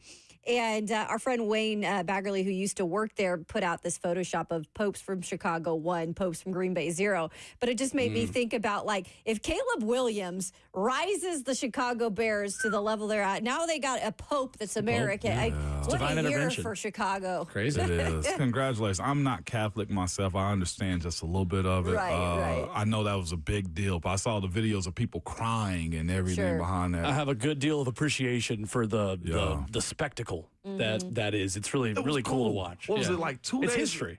2 days ago, they did black smoke coming out the chimney. Yeah, then it's white smoke when they pick it. White smoke when they pick them. It's pretty cool. So how they do it. the Cardinals got an extra draft pick. There we go. The Cardinals got There it. we go. Yeah, they did. They did. Compensatory pick is what it was. Yeah, Cardinals, actually, they traded with the Saints. And so the Cardinals...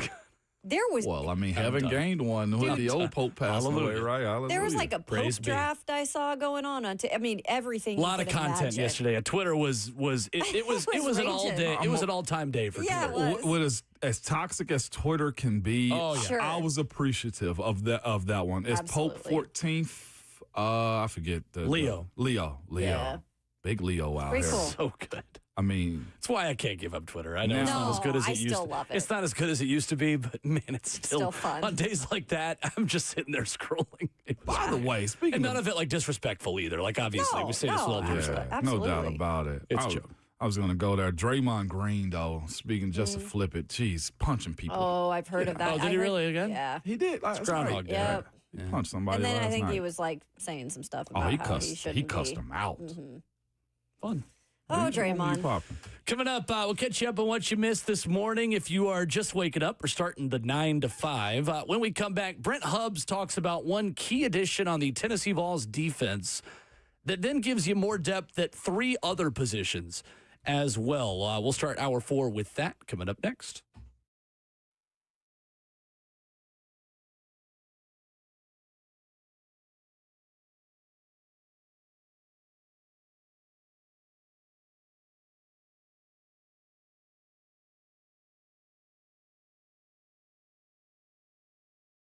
It's Ramon Foster for Two Rivers Ford. I have a huge announcement for you guys from Two Rivers Ford. Man, just in, Two Rivers Ford is now offering employee pricing for everyone. Yes, that means you pay what they pay on almost every new Ford on the lot. And at Two Rivers Ford, what you see is always what you get. They don't do things like add expensive accessories or tack on service packages to increase the price of the vehicle. Not my folks, all right? Two Rivers Ford is upfront and honest every single time, and now they're offering you employee pricing. There's no better time to buy American. There's no better dealership than Two Rivers Ford. They're locally owned and operated for over 40 years and home to the non-commissioned sales team.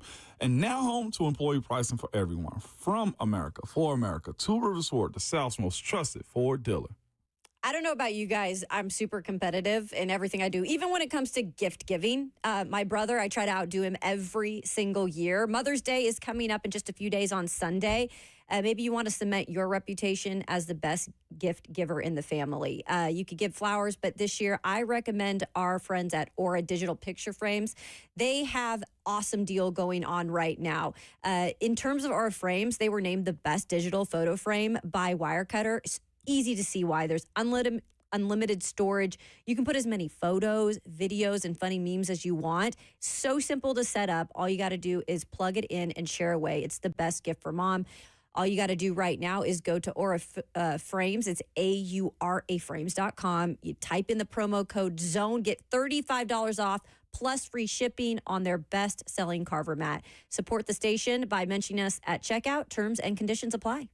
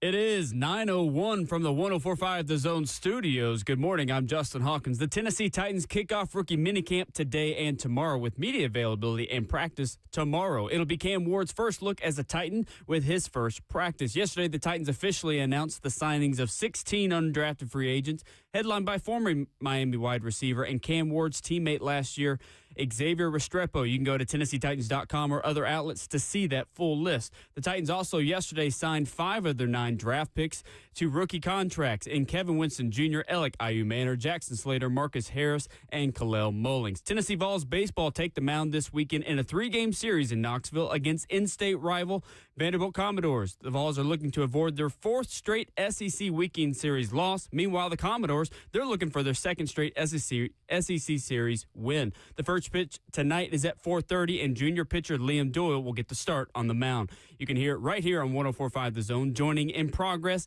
at the 3rd inning right after 3HL. For all your foundation repair and waterproofing needs, visit USSTN.com. Breaking news at once on your home for the Titans and Vols.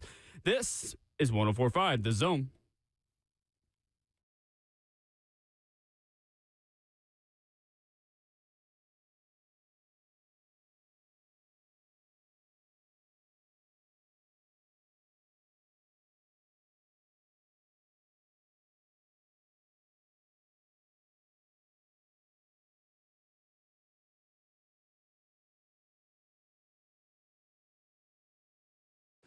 RKW 104.5 The Zone into hour number 4, the 20th hour of another excellent week here on 104.5 The Zone and streaming live on 104.5 The Zone TV. Ramon Foster, Kayla Anderson, and Will Bowling. Ron Slay will join us in 15 minutes.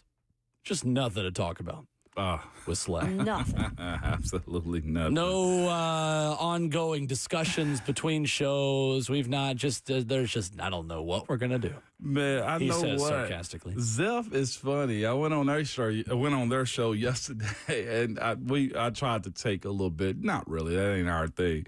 But I did Tupac Thursdays. It was kind of fun. It was kind of fun. I appreciate your antics right there with me, J. Hawk. Always. No problem. I loved that double disc out. It's the best double disc album of all time. Amazing. Tupac's Amazing. greatest hits. So I Yeah. was reliving my young days. Yeah, absolutely. You still Yeah. are pretty young, man. Oh, yeah, very young, very young. But when I went on their show yesterday, Zeph, and I heard it, Joseph Bonanno, he played Kendrick's They Not Like Us as my intro music. Oh, He usually plays Black and Yellow by Wiz Khalifa. But I see what he did I there. chuckled big time at Zeph playing into it, man. That's I appreciate funny. that. It's Every day is a ride. good day to It be is. petty. I'm telling you. Absolutely. That was good, Zeph. I got to give it to Yeah. you. Didn't No, know he your was on style. it. You're blessing his heart. He was on it. How long he's Well, you're blessing his heart. That's more disrespectful than just yelling at somebody, just patting them on the head, blessing their heart. No, you're pretty good. Interesting. Yeah, because Bless he's trying to your come heart. at us. Do y'all know Tupac? You just learned. I'm just like, yeah, I it's don't, good. but It's I'm good. learning. Nah. Yeah, I can There's say one of in his my sleep. One of his songs is popular on TikTok today. Yeah. What song is that? How Do You Want It? How do you want it? It's popular on TikTok right now. Is it? Yeah, it's a big That dance song video right now. was fire. I will say, as much flack that TikTok gets, it does do some stuff like that where people's records take off like that. Yeah. Titans made 5 draft pick signings yesterday. Kevin Winston Jr., Alec Ayu Manor, Jackson Slater, Marcus Harris, and Kalel Mullings. They've also signed a number of free agents, 16 of them, 13 of them play on defense. Interesting, guys, 13 defensive players. I'm curious to learn once Brian Callahan, once front office members get the chance to speak about the undrafteds, what the rationale is. Why do you think they went so heavy on defense with their undrafted rookie crop? I think it starts with the special team size of things with Bones Fossil. To be quite honest with you, finding those guys, I hate to put it this way because they're still making a ton of money, but that cheap labor that you can employ those dudes to just go be crash outs for a little while until you figure out what's going to be for them. I do think that plays a part. If you look especially at the amount of DBs that they have that can play on those kickoffs and linebackers that they signed, like that's the way I somewhat view it. More than anything, this is let us find the best possible unit we can be, because I thought the Titans last year got a little exposed in how that unit didn't hold up its end. And this is where I feel like Coach Callahan, I was listening to, I think it was Buck them speak about, it wasn't Buck, it was Lucas. It was talking about how Sean McVay went out and got Coach Wade to man one side of the ball because he wanted to focus on the offense, right?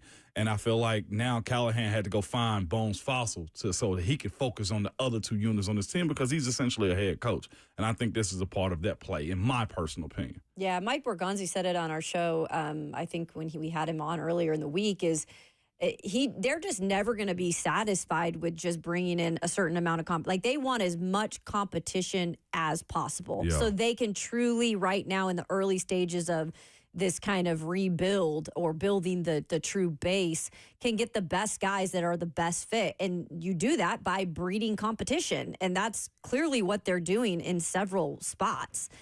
So I'm excited to see how that weeds the weak out and the strong survive. Yeah, no doubt. Earlier this morning, Vquest's Brent Hubbs joined us at 7:20 talking about changes to the Tennessee football roster moving forward through the spring portal window and into the summer. Colton Hood, a Colorado corner, not only joins this roster and provides immediate depth and experience at the cornerback position. Brent Hubbs explains earlier this morning, though, why his addition makes a big difference at multiple spots in terms of depth. Well, I love the pickup of Hood for a couple of reasons. One, he's been productive at the Power 4 level. Two, he's got multiple years of eligibility left. And three, it actually creates some depth at all spots for Tennessee in the secondary. And what I mean by that is now you have another true corner. So there's not as much pressure on Jamon McCoy. He's obviously trying to get back as fast as he can, but you're certainly looking for him in week 2, week 3. At the latest, if you can. And so now, you can be, I won't say cautious, but there's not as much pressure for him to get back for week 1 because you've got a little depth there with Ricky Gibson, with Jalen McMurray, now with Colton Hood, and then McCoy would be your 4th corner. And obviously they like to rotate their corners anyway. But what it allows Jalen McMurray to do is McMurray can now become a swing guy in the secondary. He can play corner in a rotation, and he can play in a rotation as the nickel guy at the star position. So now you got a little depth behind Boo Carter with a guy who's played it some, and played it at Temple, and has played it, in practice at Tennessee and in certain situations while he's at Tennessee as well in games. So now you've answered that depth question a little bit. What it looked like was going to happen is Caleb Beasley was going to split between star and safety. This will allow Beasley to focus more on safety in fall camp, in my opinion, because you've got a little help now at the star spot. And Beasley finds himself in a position that he's battling Edris Farouk for the starting safety spot at Tennessee with the loss of Jacoby Thomas, the loss of Christian Charles, and John Slaughter to the transfer portal. So the arrival of Colton Hood gives you some depth in all 3 spots, and I think it really will allow Caleb Beasley, who Tennessee's really high on. I thought he finished the year terrific in special teams last year. This is going to allow him to focus on one position, which will put him in a better place to be a part of the safety rotation, if not win a starting job. That's Vquest's Brent Hubbs with us this morning. Guys, I think Caleb Beasley has a role to play. I think he, coming out of Lipscomb Academy here locally, was a very, very high-level prospect just in terms of the arm length, the size, the intangibles, the things you can't really teach. I watched him play a lot of high school football in this city in a really, really good division in D2 AAA. Guy can play. Yeah. And he is one of the underrated stories to me of Tennessee spring camp is his switch to safety, where he's got the size and I think the ability and the talent level to really help Tennessee at that position. And they're going to need him to because Jacoby Thomas is at Miami now. Yeah, no doubt about it. I mean, that one was quick and fast as far as Jacoby Thomas leaving. But for sure, for Caleb Beasley, man, one, he's got the size for it. And then if I'm not mistaken, also, he played on those different teams at Lipscomb that was very competitive, playing at national schedule. Yeah, also. for sure. Yeah. And played everybody. He understands the level of ball that he should be up against. Now, him and Idris Farouk, like that's the situation right there that has to handle itself. And if he's right-minded, which I think he is, you see him, he's an intense young man, Caleb Beasley, that is. So I'm rooting for him essentially, as far as just seeing him and knowing what he's capable of. But if you got a guy that can be in his sophomore year, can get you maybe 2 more years at that safety position, and that's a very important position for that defense, considering how they will send guys defensively. I like this for him. But also on the Hood side of it, too. I thought that was very cool right there, especially for Jamon McCoy to go get a guy like him that's played. Now, We'll see if that Colorado defense, which is very problematic for Shador, can he step up his level of play, transferring from Colorado to Tennessee to kind of give Jamon McCoy a little bit more time to get back there on the field. Yeah, and you saw it from McCoy. I mean, he came from Oregon State. Yeah. You know, you have to know when you make that jump, when you get in the portal, like when you're trying to go to the big boys, like you got to know what you're getting yourself into. It worked for McCoy. Good, just kind of adding as much depth as you can to with that transfer in Ross. I just think you got to be prepared defensively for McCoy when he's going to come back. He can't just jump right in, right? It might take a second. Caleb Beasley's hobby, avid golfer. Love it. The hell? Love it. Well, Been working on his guy golf allowed to game have in hobbies? I mean, yeah, In the absolutely. offseason. Avid? No, my brother. I love it. He just like me, for real. Avid golfer. He just like me, for real. Them hips better be good. That So tells me his funny. hips is good. That's what I know. Hips don't lie. Hips all right. don't lie. Shakira said it best. Hey, that's tough right there, man. Shout out to him. That's great. Yeah, he's probably playing a lot of the same courses That's I am. great. around Middle Tennessee. No, for real. Tomorrow, by the way, if you're listening to the sound of my voice and you're seeing the weather, how nice it's going to be, and you want to get a tea time, they're all taken. Are they? Oh, really? damn. In Middle Tennessee tomorrow.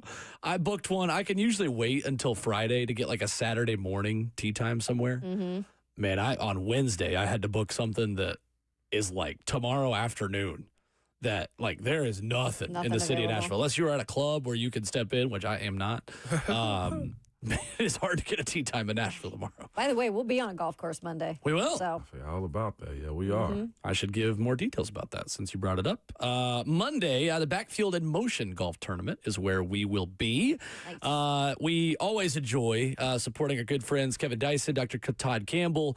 Todd does such a good job with this stuff, and after-school programs for youth all around Middle Tennessee. Just really, really good stuff, and a cause that we believe in, a who's who of Tennessee Titans, and both former and current. Who are always out there dedicated to improving literacy and numeracy skills for at-risk youth, providing them with a strong foundation for higher education and future career success. We got more info about it at 1045thezone.com. Backfield in Motion's annual charity golf tournament Monday at Gaylord Springs Golf Links. We're excited to be there. Richard Hendricks is up there a lot That's all I too. was just going to say. Yeah. That's where we met him for the That's where first we time in met person. him. It Yeah. was. And that's also where he'll always say, where's Ron Slay? Yes, So he will. Savage. Yes. Slade did play Way to one, move didn't Slade's he? visit up to Monday. He was always looking for Savage is what it was. So Savage, we're Opry on Monday. It's on site. Rich is probably going to be there. And if he asks about you, I can't say we ain't tell you because we Right. told you over the airways right now. We did. I'll put my clubs back in my car, hit some balls and brakes again. Kirby will critique my swing as always. Coming up, Ron Slay of 3HL joins us next. Two Rivers Ford announces employee pricing for everyone. Every tradesman, every dad, every rising star. You pay what we pay. Two Rivers Ford. Locally owned. American made. Hey, it's Will Bowling. Are you headed to the beach or pool this summer? Well, duh. If so, you may benefit from water-resistant hearing aids. And if you're going to weddings outside, you're at social gatherings, the weather's nice, everybody's outdoors, everybody is outdoors, meaning there's a lot of conversation going on around you. If so, you would benefit from hearing aids that significantly reduce background noise and help you hear and understand conversation. I want to tell you about my friends at Brentwood Hearing Center. The doctors of audiology at Brentwood Hearing Center offer the latest hearing device technology, and yes, a water-resistant hearing aid that will also help you in those situations, whether it's weddings, whether it's cocktail parties, social gatherings outside, you name it, this technology, it's going to help you when you find it difficult to engage in conversation because of background noise. Remember this phone number, 615-377-0420, or check them out online at BrentwoodHearingCenter.com. Learn more about how they can tailor a hearing solution to meet your individual hearing care needs. Again, the number, 615-377-0420. The website is BrentwoodHearingCenter.com. That's Brentwood Hearing Center. Better hearing, better life.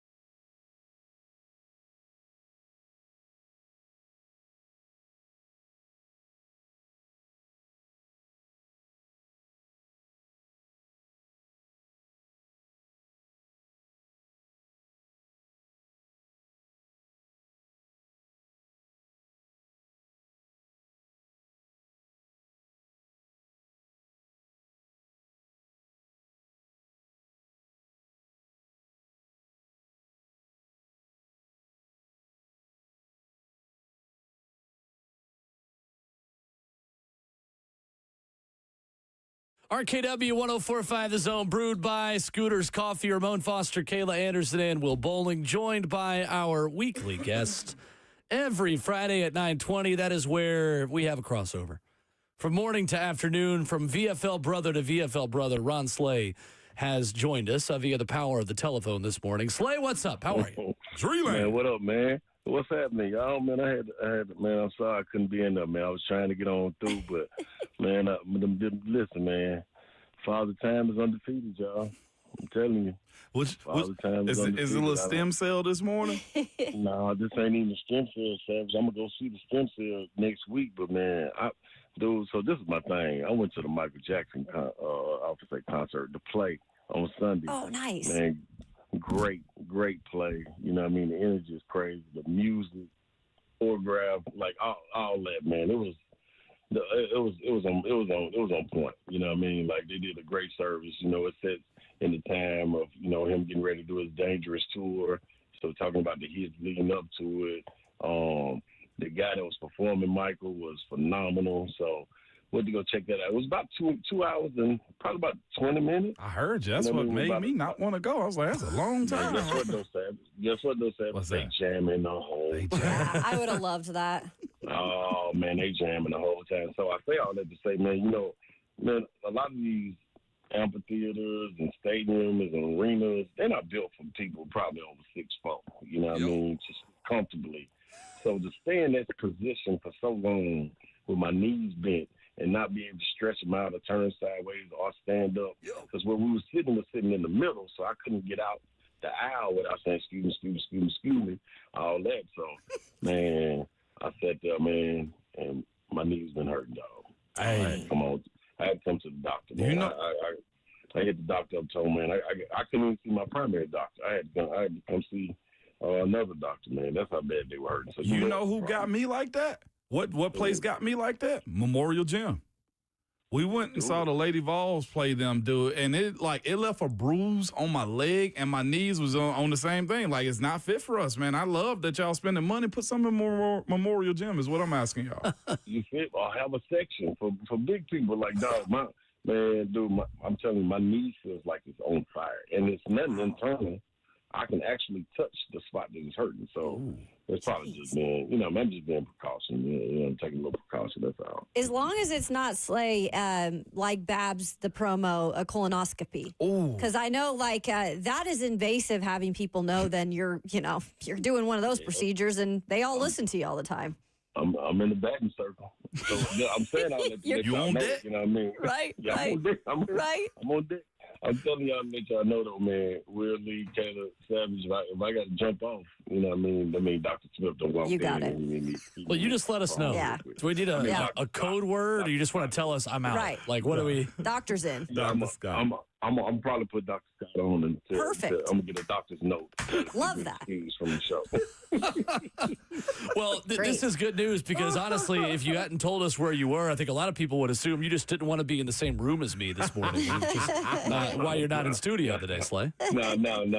See, people gotta know, man. This Will Lee is my dog. You know what I mean? So listen, man. This is the thing. If we can't poke at each other, that's man. Right. Like what we doing? You know, the day you stop, I'll start to get worried, Slay. That's what I'm telling you. There we go. Like this has been us. You know what I mean? This is how we get down. You know what I mean? It's the rants, it's the rage. Yeah, this is everything. You know what I mean? This is just how me and Savage do it. Me and Savage do it on the show before. You know what I'm saying? So it is what it is, man. You know how I feel about basketball, and I did tell. I told the people at the end of the show. Now I'm still rock with NSC, but I just got to boo them when. No, so the funny thing was, I got dinner with my parents last night and told about it, and of course they heard some of it, and we were all together, put our heads together, like, man, if he doesn't think I like basketball, wait till he finds out what the rest of my family thinks about the NBA, because compared to them, Slay, I am an advocate. I'm putting the advocate in NBA. Oh boy. See, that's why I went on. That's why I had to go and throw Claire and West out there, man. Like they the cool ones anyway. You feel me? They're going to solve anything. Speaking of basketball, I do want to hit just a small inkling of sports before Dr. Scott come get you, man. And you need him, okay? I got to get him. How savage does Draymond get away with this? I heard Minnesota. There was very Minnesota pro last night as we was driving back. They were saying that should have been a flagrant. One, do you know the difference between like it being a flagrant versus it being a technical? And why hasn't anybody beat the hell out of Draymond Green yet? Yeah, I don't know how he got his boot game in on so many people right now, man. But it's the right ones that get chosen to do it. You see, he never ran up on Isaiah Stewart for the Detroit Pistons. So you got to be selective, man. And then the flagrants are anything. Well, I know in college for sure, anything above the neck, they got to go take a look at. And if it's not a basketball normal motion, then it should be called a flagrant and upgraded. Like, he should have been ejected for that. It is what it is. Like, him coming out saying the narrative being painted that he's an angry black man, I think a little bit of that is a little bit of the narrative being painted, but a lot of that is him bringing it on himself, too. You know what I mean? Because, I mean, you have something to go back and look at. It is regardless of you, in his situation, if you black, you white, you blue, or green, like, the things you doing are outbursts and stuff like outrageous. So, how you doing, Dr. Scott? All right, y'all. There it is. The doctor's in the building. Hi, Dr. Scott. Bye, Slay. You on the radio, Dr. Scott? He said, hey, yeah. Hey, Dr. Scott. Go get those knees fixed. We'll talk to you soon. All right, he's up back. Oh, my God. There's Ron He's Slay. like, hi, Dr. Scott. That was the doctor's in. You know what's crazy? How does Dr. Scott feel about Draymond Green? Say, put it on. Hey, Dr. Scott. Does he need ice or does he need ibuprofen after that hit? Or surgery. Yeah. Golly, my dog must be really jammed up. He had to go for knees, man. That's tough right there. What was y'all's, oh no, I'm getting older moment? Like, was there, like, the Slay mentions that of like Father Time's undefeated. I went to a play and now my knees hurt. Like, did y'all have one moment where you're like, oh no? Yeah, it was recently. I told you, I made a commitment to my middle school boys that I'm coaching in football, that y'all get in shape, I'm going to get in shape with you. And I still been rolling with, okay? But I'm not running no more. Mike Keefe gave Ron Slay some advice, I think, like 2 years ago. Ron, you're 40 now. Never have 2 feet off the ground at one time. I remember that. You remember that? And that's where I learned. I'm 39 2 now. feet off the ground at the same time is a great standard. Is that not great? That's really good. And I've told you guys time and time again, like, I enjoy running. I'm a big dude, but I feel the most effectiveness when, like, I run or, like, yeah, I'm into it. Like, lifting, man, screw lifting. Like, I hate lifting. I just do. But running is something that I thoroughly enjoy. And I said to myself, man, Mom, we about to get in shape. We gonna get our wind up for this vacation. Dog, I ran the first day, I should have stopped in. The second day, I felt this click. Oh, Hey, I want to feel click. Dude, not good. don't want to feel click. You hear me? Uh-oh. So I remember I had to race up out of here for work, man. Yeah, I had like the doctor's appointment. I had to go see my guy, Steven, okay, at Empower. Shout out to him. Saw him. And then I went and saw, seriously, the Wellness Institute in Nashville on Tuesday. And I feel a whole lot better now. It's just, I'd never change anything about my pathway. Would I like to have been a 11 years in the drafted league. pick? Right. I'd have loved to have been a drafted pick. sure. All right, just for the part of that. But I knew what football would be. And I was just like, I felt it for the first time last week. I'm either on a zero gravity treadmill moving forward, okay, or I'm in a pool, or you find me on the elliptical Stairmaster. There will be no pounding of the feet. Listen, I say this in a joking way, but if we in a situation where I got to get busy with you and you run away or you run towards me, listen, 2A is in my favor, okay? Amendment 2 is in my favor. I'm telling you. I ain't got no time to be playing with y'all and running and chasing you. I ain't got no problem with that. Oh, you're having a good time. We were, and I was too. I'm a very peaceful guy, but I promise you, You are the very peaceful guy. very peaceful guy. But we not gonna play no games out here, You're not okay? running after Run up and get done up is how I feel now. Because they'll tell me the same thing. You too big to be fighting, shooting you in your knee. Yeah, all right. It goes both ways. Broderick in the FNM Bank Chat on Facebook Live says, I'm 46, went out to throw football with my son yesterday, hurt my back. Yep. Yes. Yeah. Once you have a back injury, too, that affects everything. I knock on wood. I don't want to go in that direction. Yeah. My mom's got to get back surgery. She just called me yesterday telling me that. So that's not fun. So I can, the back thing, Hey, Wellness Institute of California. She's in Washington. She's in Washington. Yeah. Okay. Y'all are going to laugh at me that I'm this young and I've already had one of these moments. But remember last year I stood up from a chair too quickly. And I hurt my Achilles, which always hurts me. Yeah, it happens. For like a couple days. Yeah. Which that was my injury that plagued me in high school and college, too. Yeah. I was hurt all the time in UT when I was running. But, yeah, no. Ain't no running for me. Brent was talking about that the other day on 3HL saying, like, I could wrestle Will. I could take him, which, yeah, of course. Like, I'm a stick.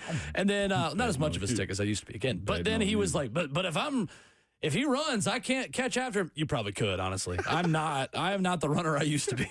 Like, I'm in one of the only sports where, like, just because I did it at the SEC level doesn't mean I can still do it now. Like, that's the thing. I talk about this with Slay all the time. Like, he could still go hoop and, like, get some. I mean, he could get some Get a buckets. run in, as they like to say. Yeah, he could still be. He could put some guys in the boom boom room down on the low block. I am like below average level human. Yeah. Now. Yeah. Like I don't. You endurance sports, you lose it. So. Yeah, you do. But what was the moment that you say, yeah, this is a wrap? Like, you hate running now. Like, have you had that moment, Kayla, yet? I hate it. But you do a lot of yoga and other stuff, though, running. too. I got a Peloton tread, but the one thing I need to do, I need to get new running shoes because I got you. The ones I have right now. I need a little thicker for the tread, just so I'm not banging my joints. I got options. You know? Yeah. Because I used to do, when I ran the marathon, I did Saucony. Back in you call them Montana. Saucony? Yeah, Saucony. I call them Sauconys. Saucony. Saucony. That was, and when I was in high school, good. one of the most popular shoes ever. The lifestyle shoe, the gray ones with the little in the middle of it. We used to call them Sauconys. The what? The little squiggly in the three circles. That's your Ripley, Tennessee show. That's my Ripley 10 showing up. Shout out to my people, man. Exactly. Yeah, go ahead, Kayla. But Sauconys, I'm lost. Saucony, yeah. No. I mean, it's like the Kroger's in Publix. No, that's the country in me coming out. It's Everybody's got the word they grew up thinking it was one way, and it's totally different. Yeah. That's the first time in my life I've heard it be said Saucony. I used to say Jaguar wrong. I would say Jaguar. Jaguar. Oh, okay. Jaguar. Yeah. Yeah. That one is That's a hard the one I one. said. I literally, for years, I said that wrong. God dang. It's like you have to say it quick so you don't say wire. Yeah, or you Jaguar. don't get caught saying Jaguar. it wrong. One of the others. Like Saucony. Y'all lying. It ain't right. Saucony's good shoes, though. They are. They Yeah. are good shoes. Good shoes. So you ran in Saucony. Man, I can't say that. No, it's Sauconys. Sauconys. Really threw me Rebrand. for a loop right there. I'm man. going to be real with you.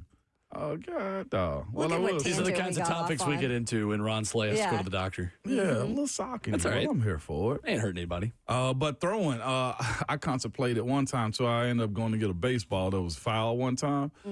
I contemplated throwing it over the fence back because I didn't want to get caught lacking. Did you see the guy, the Brewers-Cubs game this past week? Pete Crow Armstrong is the big prospect for the Cubs, and he hit a bomb to make it like 10-0 Chicago. And this big jack dude just yells an expletive and just guns the thing back into left field. Yeah. I'm not throwing a ball back. I'm keeping it. If I catch a home run ball on the fly, I'm telling everybody, and I'm bringing proof. Yeah, it's mine to keep. Ron Slay has joined us again. I cannot confirm nor deny if Dr. Scott will also be joining us. Slay, how we doing? How we feeling? I'm back, baby. I'm back, man. You know what I mean? I'm back like the stuff in the Pyrex jar on the I'm talking about pancakes this time, you know? Back in that thing. Yeah, on Biggie's album, Ready to Die, that song, right? There you go. Hey, man, I see, this is what I'm trying to tell y'all, man. Listen, shout out to Dr. Scott for doing this. You know what I mean? Like, these my people up here, man. How you doing, man? Go Vols, man. All right. Are you in the office? Yeah, I'm walking out now. Oh, okay. I thought maybe you were still in there with Dr. Scott. We're about to have what everyone has happens when somebody's on the phone with you and then switches into their car. So we'll just have a little half-second delay here in a minute. Then I got the meta glasses on, so they don't know if I'm talking. You know what I mean? I'm on the phone. So, but Dr. Scott, see, this is where Kellam Stem Cell Institute comes in, people. The little information I got in my need, the little prescription he gave me, I'm going to go get it. But at the same time, I'm going to Kellam Stem Cell too, and going to get my little secret sauce so I can get all the way back and be back like I'm supposed to be. Ain't nothing but a little information. Can't nothing keep me down. Ain't nobody. Little Michael Jackson play can keep me down, man. I'm back. I got to keep on moving. Right before the weekend, my dog is back. Yeah, man, I'm back points crossing my legs, you know what I mean? Cigar in the air, bourbon on deck. There we go then. Watching Tennessee sprinkle candy. There we go. Ooh. I was about to. That was where I was going to go next, Slay. What's your? I mean, it's Trash Talk Friday on 3HL, so let's start it a couple hours early. I mean, it's an early game, 4:30. It will be beginning as you guys are still on air today on 3HL. It is, man, and I told the people on our show yesterday, especially Vandy, man, AD and Vandy Chris, who usually always chime in. Not usually, they always chime in. Yeah. They never duck the smoke. So I was telling them, man, like we suck right now. You know what I'm saying? And y'all gave a little pushback, you know, saying they don't suck. They top 15, you know. But it's okay to suck at a point. Oh. It's okay. I mean, if we're going through a little rough patch, and if we don't get through it, then we'll suck even more. So, hey, man, if you can't point at yourself in the mirror and say, man, you suck, then I don't know who else can. And that's what we're doing right now. We got to get on track. 2 years ago, we used this as a turning point in the season to try to get going into the FEC tournament, the regionals, super regional, all that stuff. So it's the same thing. Vandy's playing well. So if we can go down on Rocky Top, take care of business, maybe it could turn the corner for us. It's nothing like a rivalry to get you back where you're supposed to be. My brother in Christ. Pause. Yeah, so anyway, Tennessee. I mean, what's wrong with you? Tennessee it's just you and me talking, Slay. We'll talk a little baseball here. Tony Vitello mentioned it over the weekend. Tennessee's trying to get its edge back a little bit, and I think this team teeters between the line of using some of the emotions of the game in their favor and then letting the emotions kind of control them a little bit too much. This team specifically, I think last year's team kind of walked that line a little bit better maybe than this group has, because this group with its backs against the wall, Slay, has not raised their level, has not lived up to the expectations when they've had to go win a series. But Vandy has brought out the best in Tennessee baseball as of late. There's no doubt about it. Yeah, and I'm so glad it's taking place in Knoxville. Like, I always like to be on the road to have teams come together and get a big-time win. But in this particular situation, they need this win to be at home so they can try to gather some momentum, you know, going into next week and then the week after that getting ready for SEC tournament. Like, that's – you got to have it. And you need everybody on the same page. Like, once the our arms get to working as far as the pitching goes, that's cool, but then the bats don't come through. So it's like, man, we got to get on the same page, get it going. Vitello got to work his magic. It's time. He does. We here. Why you pay him the big bucks? On the other end, Vandy needs to beat Tennessee. I mean, Vandy people, they haven't seen a win in that series in a minute. So it's going to be interesting. No question about it. I saw an article that Tony V is asking guys to play other positions, saying, look, if you don't want to compete, then you need to get on. And I was just like, ooh, hey. They're at that point. Yeah, they're at that point right now. That's fascinating. That's what happens when you win championships. You said the expectation of the bar is set higher, and there's no need to resetting the bar. You know what I mean? If you can't reach the bar, you got to move on. It is what it is. That's the luxury that championship programs have. You know what I'm saying? Yeah. So you set that in stone. Like, that's what Vandy is. Like, Vandy don't wait around on nobody. You fit the bill, we'll see you. You know what I'm saying? It's simple. So it's good to have that, but, you know, it's a lot. You know what I mean? You got to be the bad guy sometimes, and that's what it is. He is Ron Slay. Nice. Get him 3 to 6 on 3HL. I think you're making time for us while you're at the doctor. We appreciate you, sir. Hey, Savage, real quick. Does this affect something real quick before we go to break? I'm reading from a message board on Vquest that the Nike deal is up. Smart to stick. They're in there negotiating. Okay, they are negotiating. Does that affect basketball commit, Savage? Absolutely. Okay. Man, and then at the same time, like, why wouldn't you want to be affiliated with them, and why would Nike not want to be affiliated with you? Like, it's I don't see anybody being able to step in. Maybe if it was somebody like Under Armour that would throw a bankroll for you to be the flagship of their shoe company, like that would make something. But other than that, nah, man, it's Nike. You got too much branding going on right now. Okay. 3 to 6. And we ain't going back to all day I dream about the other stuff. all day. I dream about Adidas sports. does throw Adidas. extra big bags, though. That's why I heard we got locked in. Anyway, I know we're past the time, but The yeah, bubble shoes. I don't want to go back to bubble shoes, though, Sam. yeah, I know. I'm with you. I heard about construction boots for the words that were used about some of the O-line shoes for Adidas back in Shell the day. toes. That's the only cool thing they had was shell toes. Yeah. Oh, Ron Slade, you get him 3 to 6 today on 3HL. Thank you, Slade. Good to hear from you. All right, baby. see y'all. See you There's Slay. Ron Slay. Coming up next, a developing story in college football about the future of the college football playoff. There is a model that is gaining steam. That's next.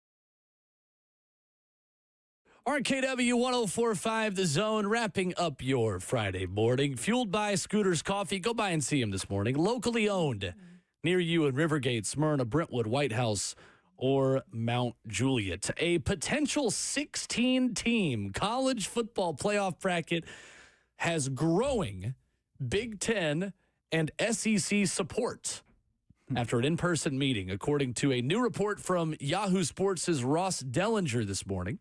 Power Conference commissioners met Thursday in New York, and future CFP formats were part of the discussions. Within this 16-team bracket, guys, 4 automatic spots for the SEC and Big Ten. Mm-hmm. The ACC and Big 12 would get 2 spots each, while the group of 6 would get 1. There would also be 3 at-large spots. In addition, as Dellinger previously reported, this is from On3 that I'm reading, interleague play-in games could also be in the cards at the end of the year. That would put the third-place team in a conference against the sixth-place team, as well as the fourth-place team against fifth place for the final 2 automatic spots in the SEC and Big Ten. So on Conference Championship weekend, you would have 3 games being played. You would have the SEC Championship. You would have the second-place team, who is just already in as well. And then you would have third versus sixth, fourth versus fifth for the other 2 automatic spots in the conference. What do we think? That's kind of fun. That's actually I'm all for a little competition, even if it doesn't, look, you could say, they don't really have a good chance, some of these lower. Okay, that's fine. But at least you're kind of having a little bit more to play for because you just never know what's going to happen. I think it's kind of cool. I do too, and you're always going to run into the conversation of how much exposure of your players are you putting in that too, who gets hurt, if a quarterback get knocked out, but this is what they want. This is also gets you more money to be competitive and recruiting and help build facilities and stuff like that, upgrade them. Absolutely, eyes on you and everything. But I guess the other part of it would be the compensation of it too. Because if Nico had that conversation with his family as far as, hey, we signed up for a 12-game series, and now we're talking about adding 3 more. I wonder what NIL deals would look like with that type of stuff. You know what I'm saying? But it's good that they're having the conversation. We had yesterday on air. They must have been listening to us. On the positives, I think it rewards teams who are playing their best ball at the end of the season. I think you think of a couple of teams last season. South Carolina is probably a playoff team last year in this format with the way that they were playing down the stretch. Ole Miss is probably a playoff team in this format, and 1 loss to Florida doesn't kill them. But it really devalues the regular season. It really does. I get it. Because these teams also don't have a chance to win the national title. That's true. In the current format. That's true. We'll see what the impact that Rev Share has. I tend to agree with Brent Hubbs earlier this morning that the good programs are always going to be best at these things that have the NIL investment on top of rev share than the bad ones. Mm-hmm. I don't know. It's overcomplicated. And I think the automatic bids thing at least brings back the value of some non-conference games. Mm-hmm. You're probably more incentivized to play, like Michigan, Oklahoma are playing this year. Texas, Ohio State are opening the season against each other. So, maybe when your playoff fate is tied to just your conference slate, you're more encouraged to play those non-conference games. But, if you lose them, though, who cares? Right. Doesn't mean anything. It's just glorified preseason. It's hard. And I hate being negative about this because I love college football so much. But I also really love what college football was 10 years ago. And the further we get away from it, the more I just think that the expansion didn't have the impact that we thought it would, because this is not a sport where 12 teams have a chance to win the national title. It's not the NFL. Right. You are not what your record says you are. And having a seat at the table doesn't mean, Seattle, the Seahawks going from a wild card team and winning the Super Bowl. We're not going to have a 16 seed win a national championship. We just now have more teams that feel like they have a seat at the table who really don't. Yeah. It does get more eyes on them, though. I'll watch it. I can't wait to watch it. I can't wait to watch it. There's so many things still that we just don't know, how they're going to pan out, whether it be NIL or the expand. Every year, I feel like we're having a different conversation about college football. And can we just find a way to make it work? We keep talking about this development league that the NFL needs. Right. This is it. And I know this is the development league. Absolutely. I do like this 3 at large, though. and side of it. ACC, Big 12, y'all better agree to this now before the SEC just totally takes away your spots. Like, honestly, the non-Power 2 conferences, because let's face it, it's the Power 2. It's not even the Power 4. Yeah. The non-Power 2 conferences better agree to this while they still can before the SEC and Big 10, who have all the leverage, by the way, just take their ball and go play it themselves. Yeah. And add a couple teams they want and go do it themselves. But anyway, this is coming. It's going to happen. Wild. It's a matter of when, not if. For sure. Gives conversation for us to have. So. Yeah, it is. Conversation for the rest of the shows today. Exactly. I hate it when 'Cause it things is like May. this break at the end of the show. It's fine. We'll talk more about it Monday. Buck Rising Show with Lucas Panzica and Robert Walsh. Today is just Lucas Panzica and Robert Walsh. Yeah. Show. It is. It's been good. Yeah. Rookie Pan mini and camp Bert. starting up too today and tomorrow. Yeah, it's big time. Callahan speaks Sunday or tomorrow. Saturday. Tomorrow. Yeah, we'll be Speaks out there tomorrow. tomorrow. Sure do. The At 10th. Kayla Anderson TV. She'll Yes, have you covered. indeed. There you go. Good stuff. Absolutely. Good people, you know how it is, man. Call your people if you ain't talk to them, man. Buy somebody a drink, have a random conversation, shake somebody's hand you never thought you would, man. And also this weekend is a special weekend for a lot of people, man. Call your moms if they are around. And for us folks that are not as fortunate as you, man, I feel you. I'm with you. And always remember them on weekends like this. But remember, Twitter fingers in your mic are always hot.